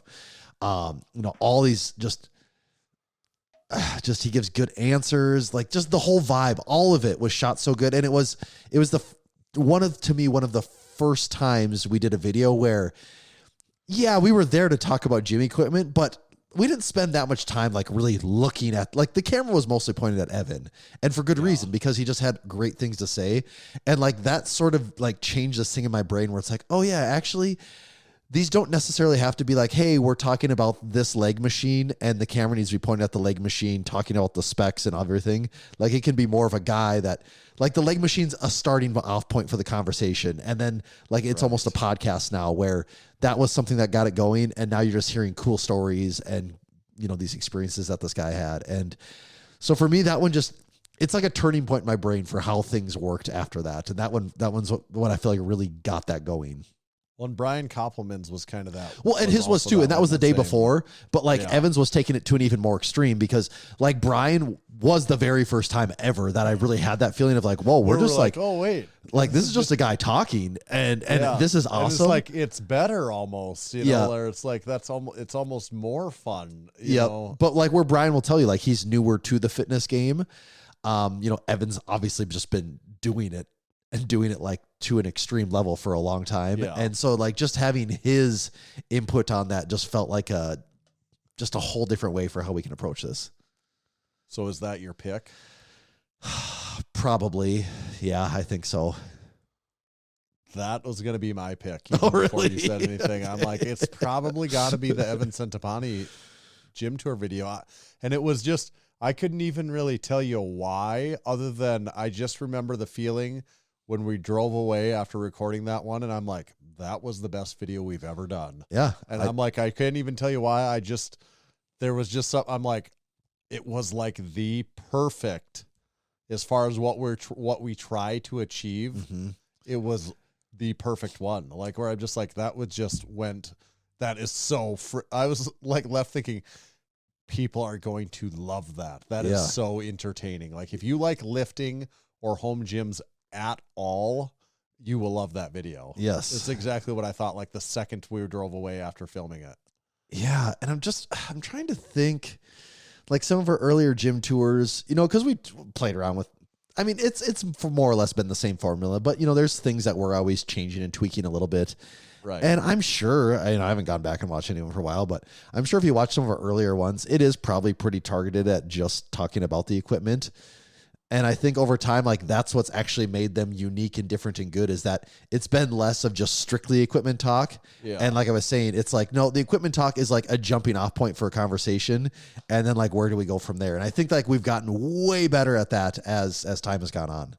Well, and every gym is still different too. Like some by nature are going to be more talking about the Yeah. equipment, and some by nature are going to be less talking about the equipment. But like that's finding the right combination for each gym, kind of, just Yeah. like. But yeah, I kind of think that's of 2025. That was the best.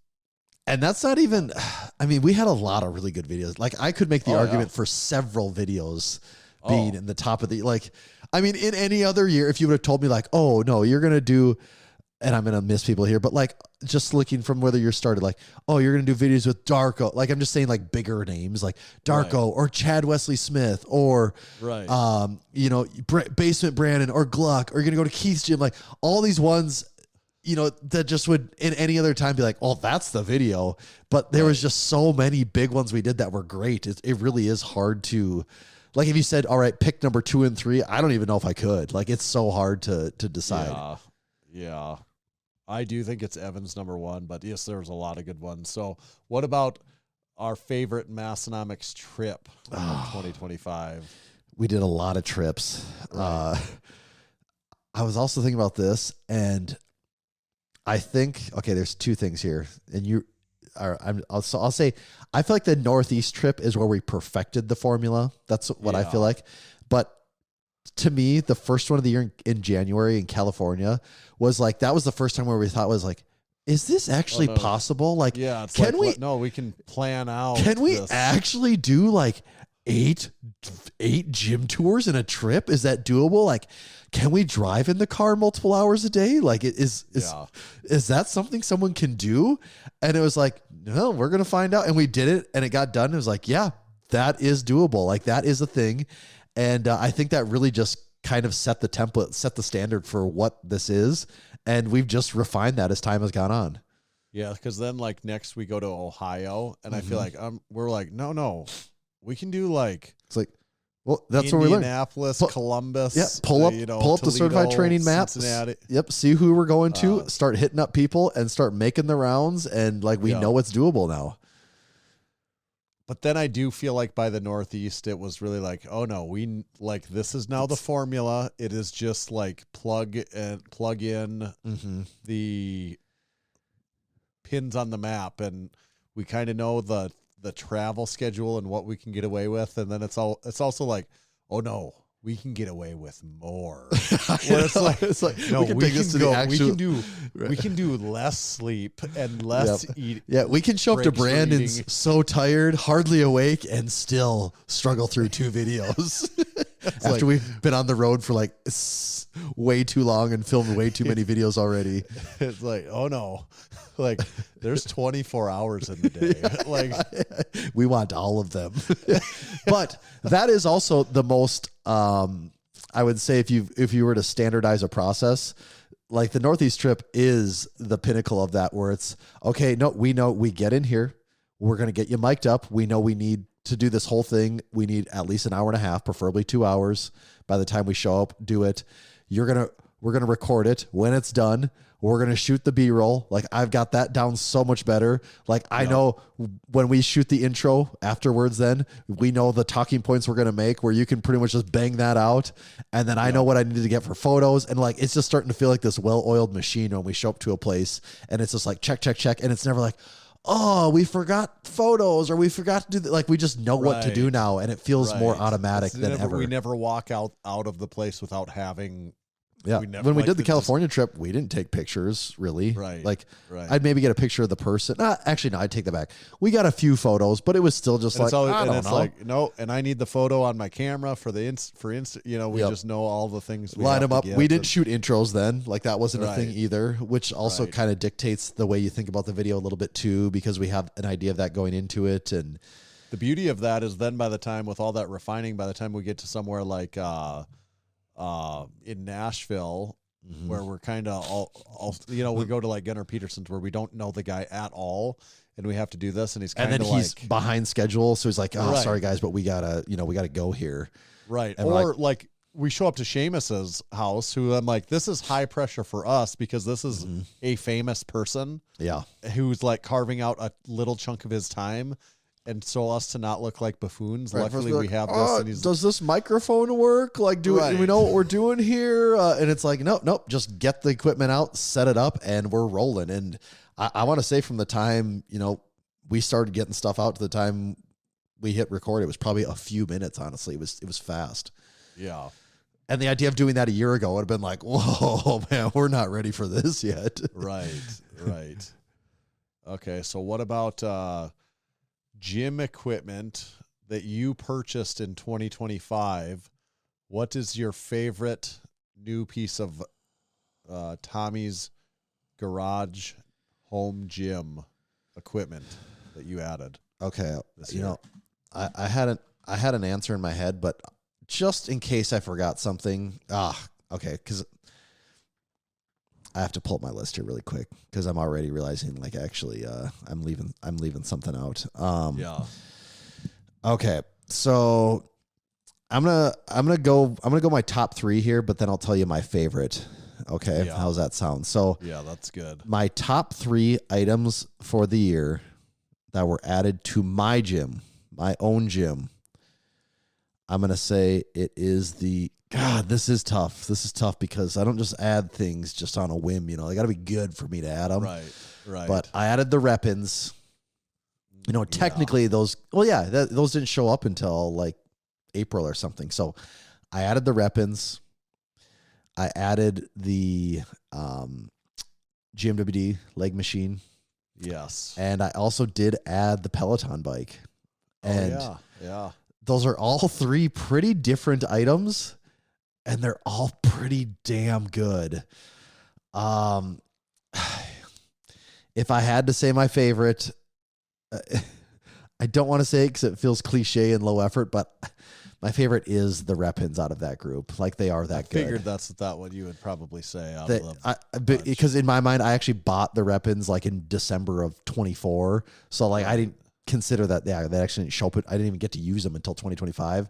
So I didn't even have those in my mind until this. But I thought I was going to end up saying the GMWD leg machine. But yeah, it is the rep-ins as you my probably favorite. Use the rep-ins the most. They get used but just about every workout. Yeah. Right. Yeah. I mean, actually, I take that back. They get used every workout. It's just they get used To what, more certain workouts than other. Like, it might maybe a certain workout they might just get used for some warm up stuff, where other ones are getting used for actual multiple sets throughout a workout. But yeah, they are that good, and no buyer's remorse there at all. They're the real deal. Yeah, that's good. If I had to do the same list, if I did 3 things added to Massenomics Gym 3, 2 tsunami bars. well, that leaves just one spot left. I would say it is the Arsenal Strength The Humbler. plate-loaded Humbler Mhm. row machine. I still use it all the time. Used it today. Yeah. People use it all the time. That machine is awesome. So that's definitely up there. The ATX pendulum squat machine. I still use that one all the time. Is that your number one leg machine? If you had to pick, you get one machine for legs, would that be it? Or is there something, or like, do you prefer the leg as press? Of right now. Okay. No. I like the pendulum squat better. I really like our hack squat. Oh yeah. machine. Sorry. The hack squat is what if I meant I was to say. to put another one in the run, I could go with, I don't know, if you made me only pick one of those, that would be a tough choice. I mean, I haven't used the hack squat much lately at all. I've been using the pendulum squat, but it's just because it's still, I've had it New for and like half novel. a year. So yeah, I don't really, when I do that, I don't just like switch back and forth every other week or something. Yeah, I you just gotta put a little time and run in. it for a while and see, like, can I get better at it? And the pendulum squat is just so damn hard. Like, it is just hard without having to put a ton of weight on. Right. And just lights your legs up. Just crazy. So I really like that. Number 3 is a harder pick, I guess, in homage to all the vintage weights I got in 2025. Yeah, I there would was a lot pick of my those.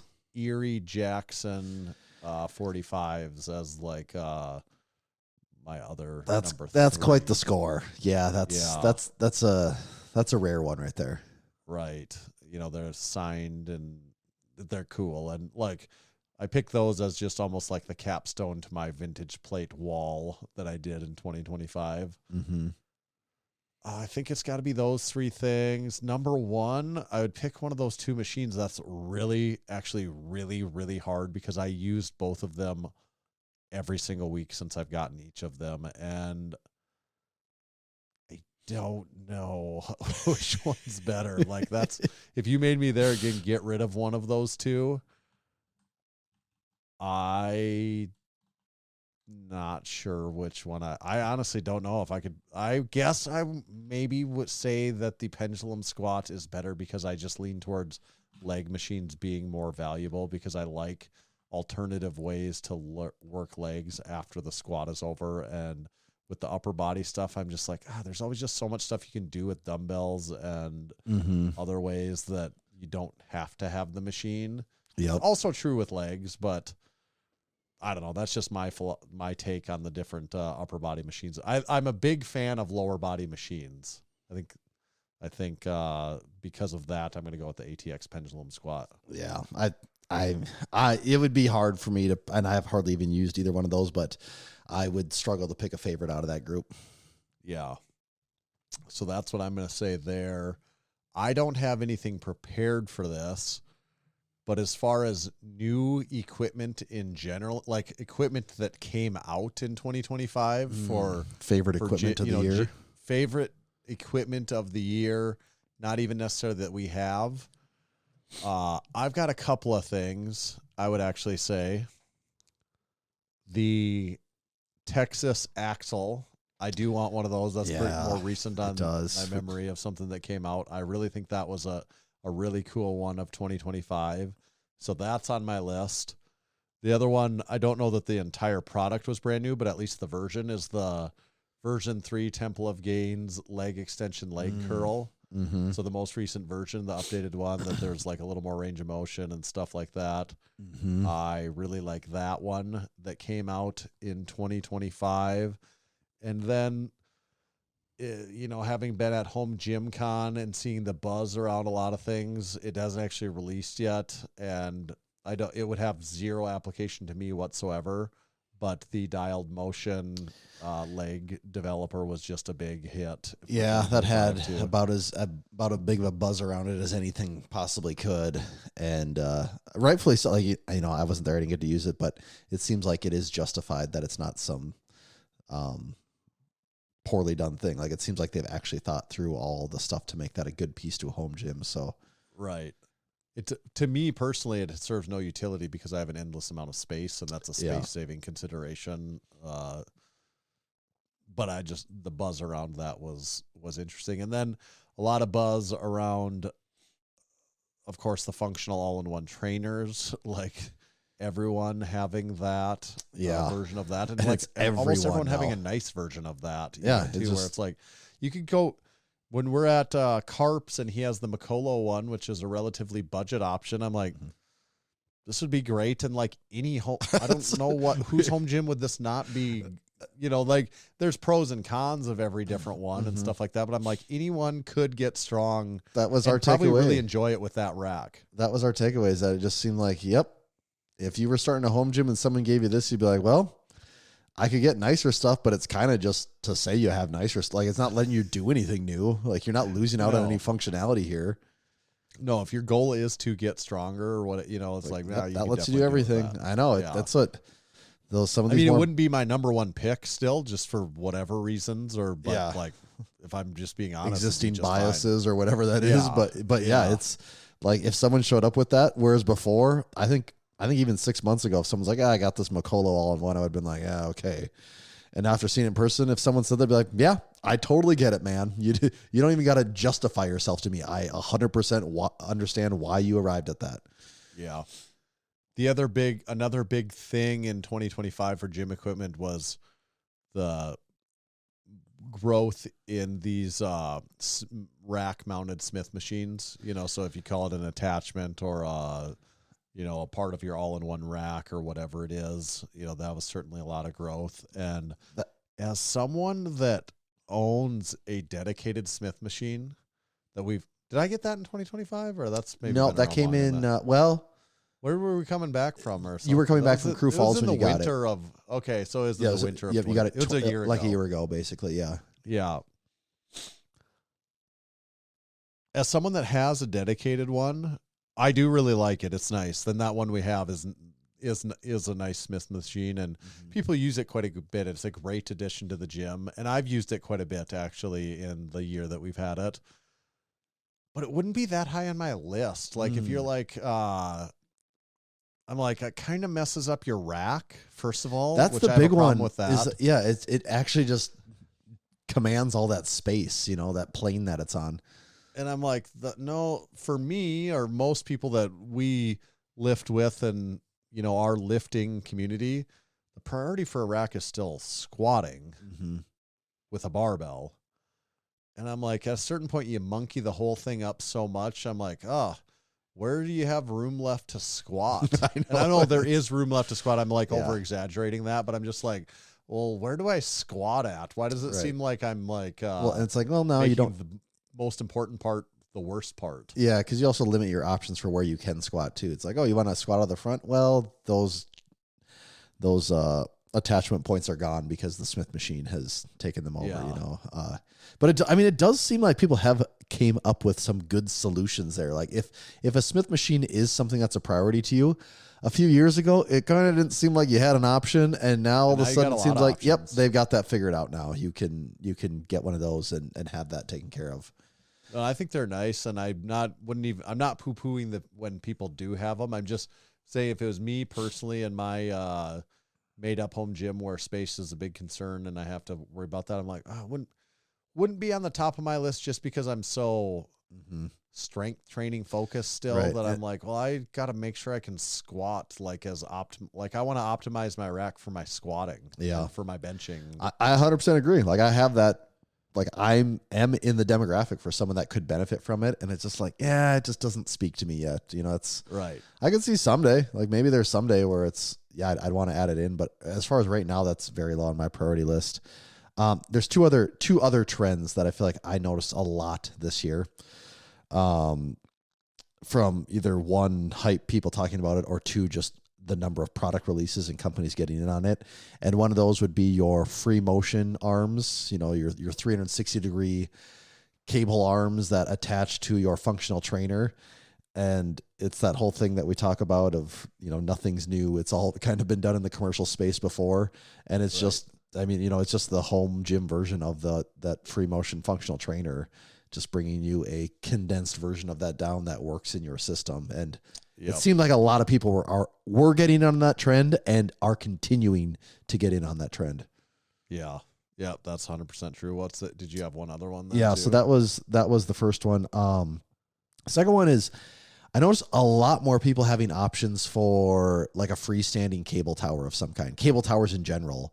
Whereas, and this isn't, again, something that that speaks to me a ton because, I kind of can get around that with my lat pull down. For the most part, I can make it do what I need to, but like Bells of Steel has a ton of options in there, and Rep has kind of sort of put more options in there too. And and like all these budget companies are starting to have some more interesting, and actually they are coming out with some interesting and unique takes on how to do like a cable tower, whether it's selectorized or plate loaded, and things that actually range from budget friendly to more premium options and just different ways you can use them. So it seemed like there was a lot more of that this year too. Well, that reminded me of something not new in 2025, but definitely much more widely popular in 2025, as we've talked about it many times with many people, the Voltra. Yeah. That where I feel like in 2 years ago, I don't even know what the talk was of that, but here, especially throughout 2025, really grew in popularity amongst home gyms. Yeah. At this time last year, we'd never seen one in person. Like we'd heard of it, but never had seen It it. wasn't until and Darko's, I don't think that we had, that was the first time we actually got to see one in that was person. And 11 months ago. Yep, and I was impressed with it. Actually, I should add one more thing. As far as we're just talking trends of the year, looking back on it, I mean, we made a whole episode about it, the rise of the machines. Like, there was just a ton. A couple of years ago, there was no talk about adding a machine into your home gym. Like, that was crazy. Who's going to put a machine in their home gym? And there's been a lot of a lot more people adding machines into their home gym as time has gone on here. Yeah, big time. I mean, you added one this year. I did. I added one myself. So and that kind of ties into, it's sort of a machine. A cable tower is sort of a variation of a machine to a certain extent. Right. Actually, there is one, you should type this in really quick, Tanner. There's one machine or cable tower that I actually think is pretty interesting from a home gym perspective. It's the GetRx. It's the Viper cable tower. And it's nothing revolutionary, but what's kind of cool about it is it has the weight stack and it actually mounts to your wall. It'll all make sense when you see the picture here. Oh, yeah. I was looking around the other day and I saw this. Do you see how the profile on that is almost non-existent? Yeah. Does it mount to your wall then? I think it mounts actually to the wall. So just to describe what we're seeing here is it's like a cable tower. It has I don't know, like an 80 some inch upright or whatever it is, with holes all the way down so you can move the trolley up and down on it. But then instead of having like a weight stack behind it like you would see on like a lat pull down or something, it actually has a weight stack that sits off to the side and flush up against the wall. So the whole unit, I don't know, maybe comes out from the wall a foot, maybe. Yeah, probably. And then this one also has those free motion tornado arms on it, which makes it a pretty interesting piece. That is cool. Where it would really not take up very much room. No, I mean, really, you just need the wall space, and then outside of that, as long as you have room to move around it, you're good to go. But that was one of the more unique ones I saw as far as that cable tower thing goes. Well, that's on my radar now. Okay. Anything else, either gym equipment wise or just number, trend, vibe, 2025? Oh, I mean, we talked Massenomics, we talked equipment. Yeah, I mean, that's probably mostly it. We talked some of our favorites. I don't know if there's any other favorite categories we need to be addressing, but yeah. Also, like I was thinking in the sports of powerlifting or strongman, any big things that I noticed in 2025 outside of other ones, and I don't think so. I feel like untested powerlifting as a fan spectator thing has like fallen off a little bit it for feels like the lack of big. Yeah, it feels like the personalities are gone, Right. where it's like, and part of it was before, you look. I mean, there's John Hack, of course. Yes, there is. And I'm not saying like these people don't have personalities, but what I'm saying, it's the larger than life. It's like the WWE character of it all. Right. Like my classic example always is go to YouTube and type in the backyard meat of the century and look at those guys that are on the list. And it's, Stan Efferding, the Lily Bridges, Dan Green, George Lehman, like Vince Urbank, like all these people that had like these larger than life personas of like being these crazy guys that like, how did Pete they Rubish. Yeah, Pete Rubish. Like, how did these guys, where did they come from? Who the hell are these guys? Like, what's going on here? And they all had like this legend about them. And now it's like, I don't know, there's just some random dude at this local meet that totals like 2,300. And it's just like, that's cool. And no one seems to really care anymore. And I'm not saying their accomplishments aren't cool. Like, that still is. But as far as the legend built around these people, no one has that legend anymore, it feels like. But, like, is it just a victim of the times that, like, because that backyard meet of the century, which was like 15 years ago or whatever it was. Yeah, everything was new and novel. It was like the first thing happening. But there was like 15 people there that anyone that was interested, like, everyone knew their name or still now knows all of those people's names. Like, could you put a powerlifting meet together with current active lifters in Untested and come up with a list of 15 names that you feel like most people know about? Or am I just so out of touch with it that because I'm like, oh yeah, John Hack, the record, Colton. And And then That's the thing. What? It gets really. I don't know. Like, I mean, like, you for could sure come wouldn't up get with a. you wouldn't get 12 of them to show up and compete like that. Like, Well, that's kind of my original point like- that I was getting at is like it doesn't seem like there's a meet it doesn't anymore. seem like that- there's an arena for a big meet. like it for a while. Even like Even like the 5 big years dogs ago, meets, that, like all you know, those right. were. It was like, yep, you have the biggest guys, and they're going for the biggest total, and that's or all there that was matters. the Kern and there was Yeah. the showdown this and the showdown that, and like several years there were people were trying, and it was kind of working, and it feels like it's not really working anymore.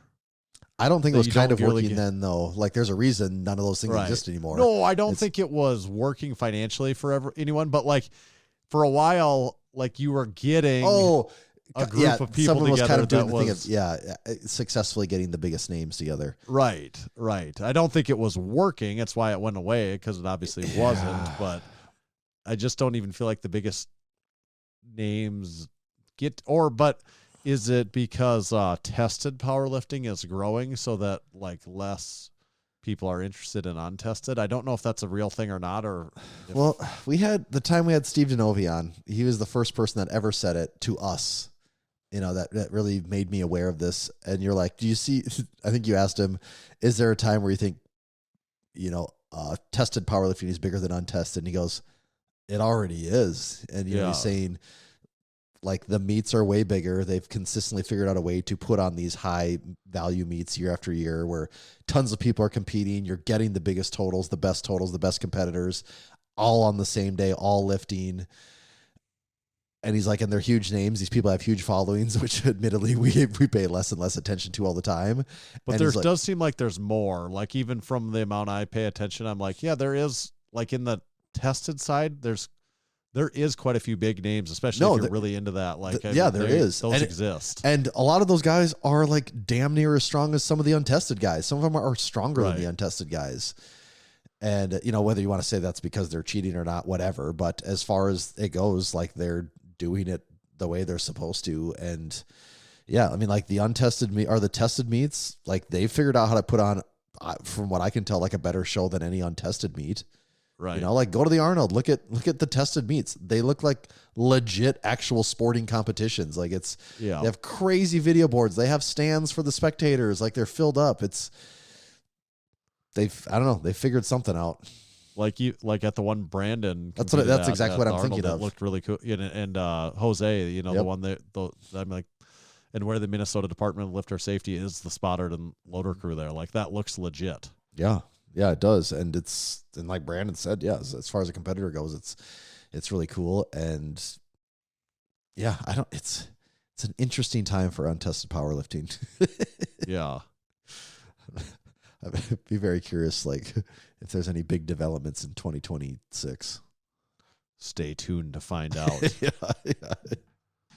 The other thing, Massenomics in 2025, that by the numbers that we had a lot of is affiliate links. Mm-hmm. So pretty much we talked about, you name the brand we talked about, whether it was GetRx, Bells of Steel, GMWD, Dialed Motion, Rep, literally Rogue. anyone that we mentioned today, we have an affiliate link and possibly a discount code for. Mm-hmm. So go to our affiliate link page on our website, massenomics.com/affiliates. Also one of the main links across the top of the header. And go to that link, see if there's a discount code. If there is or there isn't, if you're going to purchase anything from almost any brand, if you click through our affiliate link, we get something back out of that, and we're actually seeing that happen. Where we do get it's great. Like it is just another way you can help support this whole thing. Because like maybe like, you know what, I'm tired of buying T-shirts from those guys. That's totally fine. You know, we'd like you to buy more T-shirts, but if you don't want to buy any more T-shirts, I cannot buy another single one. Just the next time you go buy your Prime plate-loaded leg extension machine, just click the link, and that's like buying a lot of T-shirts from us. Like that's all you got to do. Yeah. So literally, if you're buying any new piece of equipment, you know, we're not even telling you to. It's just like if you are doing that anyways, then just go click the link first and then purchase it through us, and we get a kickback. It costs you nothing other than like maybe 5 seconds of your time. Yes. And once you do that, like, it actually does help this whole thing out a lot. Probably, if we were smart business people, we probably would have been doing this 5, 6, 7, 8 years ago. But, we take things at our own pace, which is really, really slow. So we're just getting around to it. Yes. Okay. What about a training update? What about horse? Is horse something we got to talk about? Is it the basketball game or the animal? You live in the Midwest long enough, and I shouldn't even say Midwest. You speak the English language. You think everyone says the same stuff, or you say, you know what? Okay, the English language. We live in a big, diverse country. Everyone has their own little pockets of whatever history and ways that they say things, and you think, well, okay, at least the Midwest. We all kind of do things a little different here in the Midwest. We can all relate to that, but we do things a little different around here. But there was a little saying you used last week. You said something called a horse apiece. Yeah. And I don't think twice about that. I hear that saying. That's a horse apiece, 6 one, half dozen the other, 50-50, either or. It's all the same thing. I don't think twice when you say that. I know exactly what you mean. And I believe it was in the Discord. First, Keith put that in there. Horse apiece, never heard that saying. I thought, well, you're from New York. They don't. Yeah. I guess things are just different over there. You don't get it. They're built a little different around there. And then there's a few more people like, yeah, I've never heard that one. And then Jen in Iowa said, I've never heard that. And at that point, I'm like, really? Is this that regional of a thing? A horse apiece? Like, I just thought everyone knew what that meant. That one actually surprised me that it wasn't common knowledge. It is to me. I mean, I just feel like I say it a lot. So I feel like I've heard my parents say it multiple times. I feel like growing up in school, I feel like I heard, I don't know if any of this was true, but I feel like I remember teachers, like, it's just a phrase that people used. And that one it's just, you think you got the culture down, and there's still sayings out there that I guess are somehow hyper regional, maybe. Just when you think you can ride one horse with two asses, then a horse apiece comes around. A horse apiece. What is it? Don't look a gift horse in the mouth. Don't look a gift horse in the ass. Yeah. What is that from? I don't know actually. Yeah. Okay. I've heard that. I've heard that before, but I don't know what that. Don't look a gift horse in the mouth. I think it's because this could be completely wrong. I think you say that, if someone gives you something, you don't look at it. If you can tell a horse's age by their teeth, so you don't look them in the mouth, like when someone's doing something good for you. You don't like turn around and judge them and say what's wrong with them. Yeah, so I had to Google it here because I don't know what this saying actually means at all. And actually, this makes sense. It means you should be grateful for a gift and not criticize or question its value, as it's impolite to be picky about something that was given freely. Which, hey, in this giving season, Christmas, that's a really good thing, people to keep in mind.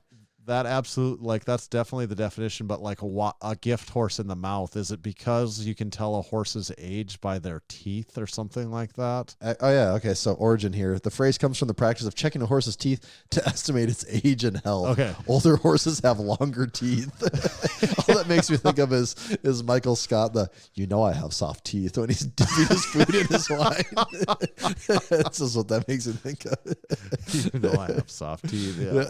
Inspecting the teeth of a gifted horse was seen as rude because it implied you were checking if the giver was trying to pass off an old or poor quality horse. Right. I don't know enough about horse. Yeah, it's like someone that's giving you a horse as a gift. Okay, that's right. I'm out of my equine traditions here. I'm not. There's quite sure. a lot of horse-based sayings. Yeah. Well, they kind of ruled the world for a while until the car came around. Yeah. Isn't there a lot of horse-based sayings, though? I think so. Oh, well. There's only one way to find out. Hold your horses. Yes. Is there a lot of... Straight from the horse's mouth. Yeah. Put the cart before the horse. Oh, I like to say I use that one all the time. Beat a dead horse, the dark Yeah, we horse. use that Get one off your all the high time. horse. I mean, you could say ride a horse with two asses. You know? Yeah. Chomping at the bit. Yeah. That's a horse Well, thing. Actually, this was in the Discord. I think at one point it's chomping, or people say chomping, but the original is not chomping. It's can you find anything on that? Is it champ? Champing Yeah. at the bit. Yeah, Is actually- it's the often original confused with saying is- chomping, which equals eating, but champing is the correct original term. Champing is the correct term. Yeah, Champing chomping at is the new bit. common version. Yeah, because I just think people don't know what champing is, so people just started saying chomping. And it's actually you're champing at the bit. Yeah, originating from a horse noisily biting or grinding its bit, the metal bar in its mouth. Wow, I didn't know that's what that was called. Yeah. Huh. Wow. Yeah, so you're really champing at the bit over there. I think from now on I'm going to purposely say champing because people are going to be like, is he saying champing at the bit? What does that mean? Wow. Like, you're the okay. ones that are wrong. Yeah, you have healthy as a horse, eat like a horse. Yeah, Wild horses couldn't drag me away. true. Oh man, There's horses. a lot. Big horse guys over here. What's your favorite horse saying? Well, I kind of like the,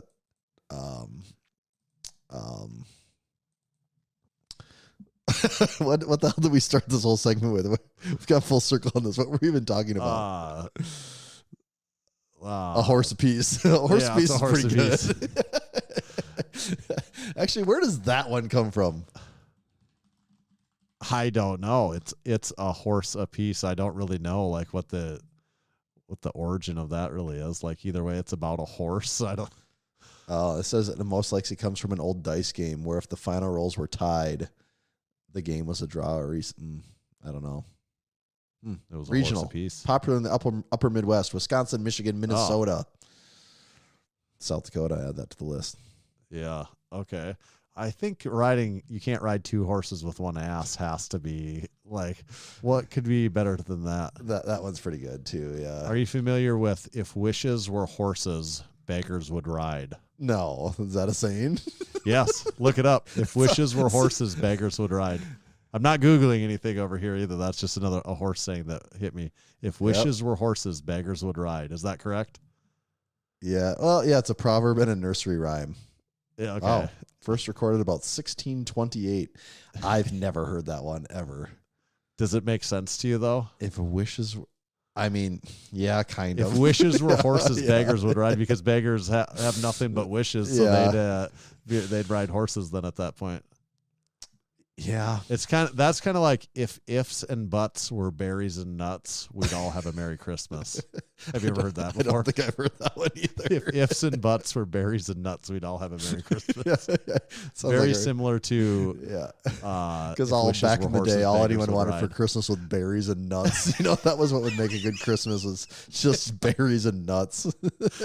what a shitty It's like, Christmas. oh, you could ask for a PS5 at least. Like, oh, what I really want this Christmas is berries and nuts. Please, Santa, berries and nuts. He's like, well, hold it right there. Haven't gotten any nuts all year, Santa. Yeah. Why are peanuts like? There is kind of a tie to to nuts with for Christmas. It has to be a historical thing.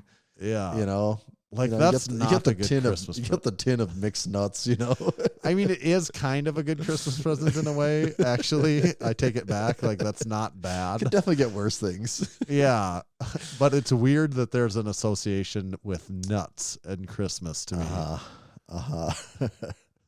Yeah. But yes, if ifs and buts were berries and nuts, we'd all have a Merry Christmas. Like that's the thing that would really make your Christmas merry is if you could have what berries are we talking even? Like I just I think feel of like a it's shitty not like strawberries. no, it's like some hard berry. yeah, it's like or a something. fruitcake version of berries where there's like shitty and hard and not good.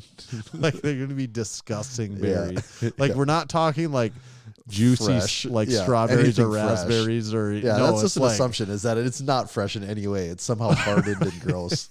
There's no juice of any kind. Like, it's not even going to be a berry you even are familiar with eating. No, yeah, it'd it's be like something that I don't even know if this is a real berry or not. Like, is it just made like, to look like a berry? This is garbage. Yeah. And does it go with nuts? Because I don't think berries and nuts go together. Yeah. Well, those are horses' sayings. Yeah. I don't know if we have enough time for a training update again. We might not. We might have just Save that for just taking care of all of it. God, you know what? I've had cable towers on the list since September, and we inadvertently got it taken care of today. Oh, that's it. Mark it off the list. It's done. Mark it off the list. Yeah. There we go. That's why the list is there. We always get to it eventually, one way or another. It always comes around.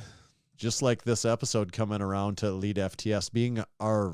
Have you guys heard about this? Have you seen this? EliteFTS is our newest sponsor of the Massenomics podcast.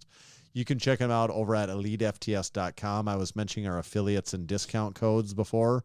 Here's another one of those discount codes. It's MASS10. It'll save you 10% off most of the things you're buying from EliteFTS, whether it's one of our personal favorites, toilet paper. On the Mount Rushmore of EliteFTS products sits their toilet paper, multiply toilet paper, the SS yoke bar, the bands.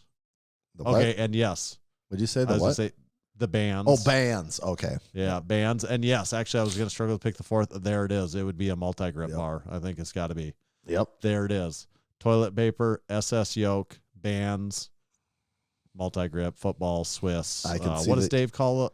They're American press bars. Yep. Right? I can see the email campaign going out already. Massenomics decides the Mount Rushmore of EliteFTS products. The email writes itself. Yeah. If we were going to cut this into a clip, could you just tell me concisely again? The Mount Rushmore of EliteFTS products?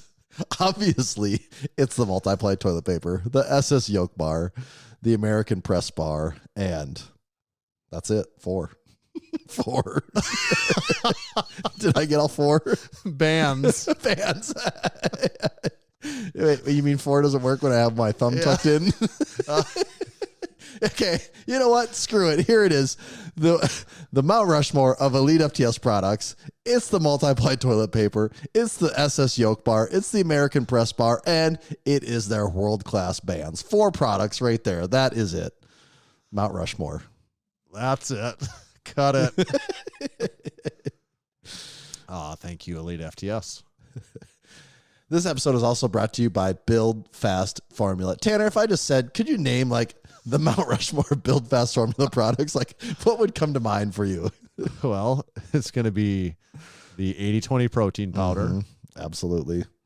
It's going to be I'm going to actually put just plain old creatine on there just because it's one of the gold standard supplements in general, and their creatine monohydrate is as good as anyone's creatine monohydrate. Mm-hmm. Then we got to go the 2 pre-workouts then. So what are my names? We got the caffeinated. We have Vaso Blitz. Yep. As the non-caffeinated. Yep. Right? Yep. And then what's the Full Blitz? Full Blitz. I think that's what I would say. Do you different? I think you got the right answer because I don't know. Could you take creatine off and replace it? I would put. Well, creatine on there, you could replace it with Blitz 3D, but the beauty of having Vaso Blitz and Full Blitz on there is you can just basically mix them make together. your own Blitz 3D. Yeah, be your own chemist. Right. Then you could get the nickname the chemist. I consider myself I'm a bit of a chemist myself. Consider myself a bit of a biohacker. We're all a bit of a chemist deep down inside. I'm a bit of a biohacker myself. We're all a bit of a biohacker, just mixing the powders and the liquids together.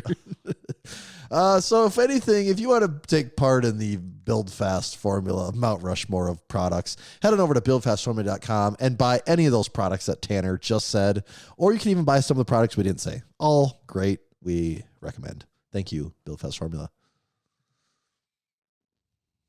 Do not miss the Wolf Den Home Gym Basement Tour.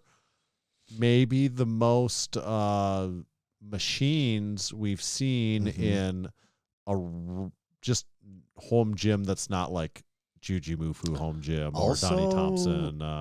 Just like a Did he have 3 different racks? Maybe 4 racks? His basement gym is enormous. There's a lot in there. And Like there's the other an thing, endless amount of equipment in there. it's a really interesting mix of like really premium stuff, from like Rogue and things like that, Yeah. to just like budget things where it's like, nope, I don't use this some a ton. of like so the most budget yeah, stuff that it's he like, bought yep, off not of using this a ton, like, so I don't need it to be super expensive. right. That should be a cool gym tour. Mm-hmm. And that's been a while now at this point, so I'd be excited to watch that stuff. I'm like, this would be like new, like these old ones that we recorded a long time ago. It's almost like Hardly a new remember 'em. experience for us. Yeah. So do make sure you're subscribed, and also leave a comment on any of the YouTube videos, like including this one. If you're watching this right now, drop us a comment and let us know your Mount Rushmore of anything, like your Mount Rushmore of insert anything, and we'd be happy to hear it. What was your favorite piece of equipment you added in 2025? What was your favorite Massenomics video of 2025? I'd love to know both of those. Yes, anything like that, we'd love to have in a comment on this video on YouTube. And the beauty of it is, it's your gym, it's your opinion. You can't have a wrong answer. You don't have to put the disclaimer on the front of it. You can just say what you want.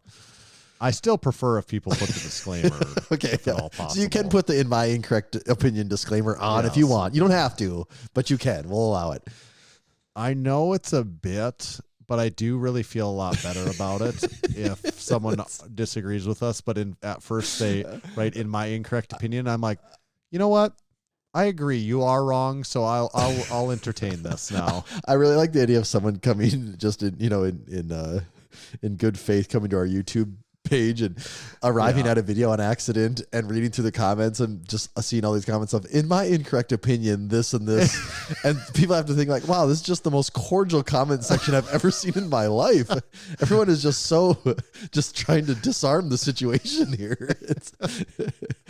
I really like that formula. I want that to just stay a thing where anyone that comments anything that disagrees with us at all, or even could potentially disagree with our opinion, they say "in my incorrect opinion," insert comment. Just really makes everyone put their guard down. It makes it feel like a safe space. Yeah. What's the thing people say before they say something? Oh, with all due respect. Yeah. It's actually the opposite of putting with all due respect. It's because you put with all due respect, and then like it's you're not about to respectful. just say just the most heinous thing ever. Right. Is it the opposite of that? It kind of is, feels like because it instead of, with all due respect, you're about to typically put an insult on the person, where this one, "in my incorrect opinion," you're just putting the negative energy on yourself right away. You're putting yourself down from the start. Right. So it is literally the opposite of "with all due respect." Yeah, "in my incorrect opinion." Yeah. Yeah, they don't teach that one in school. No. We used to be a proper friggin' country where they did. January 8th, 10 a.m. Central Time is to all supporting members when the Massenomics Lift Hard Live Easy Classic 2026 Part 4 Powerlifting Meet registration opens. It will sign up quickly, so do not delay. Act with great haste. Hop on your horses. There'll be whiskey for our men and beer for our horses. Do you know who said that? Country guy. I don't know what. But Big and Rich said Okay, that. okay. Yes. Big and Rich, two-piece band, Mr. two-piece Big ensemble. and Mr. Rich. Yes. How could I forget? Save a horse, ride a cowboy. Am I right? Yeah. That's Who them said too, that? right? Right? Is that also them? Is that the same? No. What was the first thing I just said? Maybe was I confused? What was the first thing? Whiskey for my men and beer for my horses? Yeah. Is that not? That's maybe not Big and Rich. I was getting confused. Save a horse, ride a cowboy. That is Big and Rich. Whiskey. What did I say? Whiskey for my men and beer for my horses. And beer for my horses. Beer for my horses. Song by Toby Keith. Oh yeah. For some reason, I was muddling the two things. Yeah, sometimes people will say, "Yeah, it all sounds the same to me." Yeah. See, all these horse things. It's really a horse apiece about it. I can't even discern. I of course know that's a Toby Keith song, but you get all this horse stuff going around. This horse talk. Well, and then you're podcasting, so you're trying to ride multiple horses, and here we are with just only one ass. Yep. Yep. And then all of a sudden you start talking in hands and furlongs or whatever distances that are just relevant to horses only, and you don't even know anymore. I feel like we have to get off our high horse sometimes and think about it from every man perspective. We get up here on our high horse as the host of the show, and furlong, not furlough, furlong.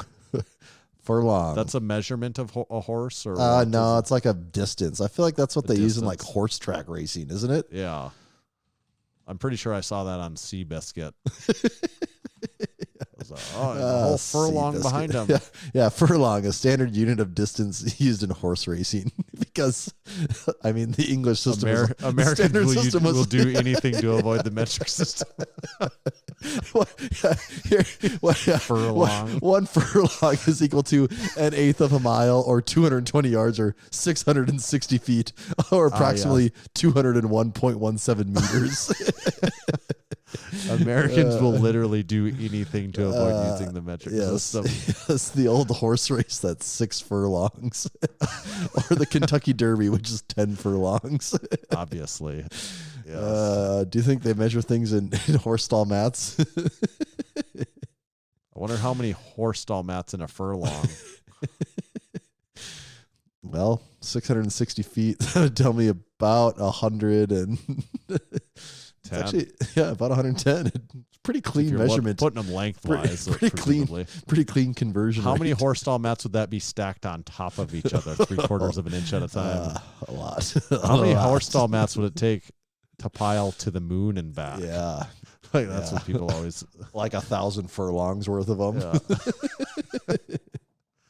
Americans literally will do anything to avoid using the metric system. Should we wrap this one up? Yeah, let's do it. All right. Tommy, where do they find? Oh, you can also buy stuff from us. We restocked. Tommy's wearing it. The Bench Heavy Tee is back in stock. The black one that is on a Comfort Colors blank looks awesome. I don't even have that one. I might have to take one out of this run because it's calling my name. That one looks real cool. I really like that blue print on that black tee looks really cool. It pops. Like to see a horse say something bad about that shirt. Where do they find you at, Tommy? You can find me at Tomahawk_D. You can follow me at Tanner_Baird. We've got like 5 of these hats left. Oh, if you want one too. Better get one of those. Not a horse, but a goose. Yeah, it's a goose. It's a goose apiece. And make sure to follow Massenomics at Massenomics. See ya.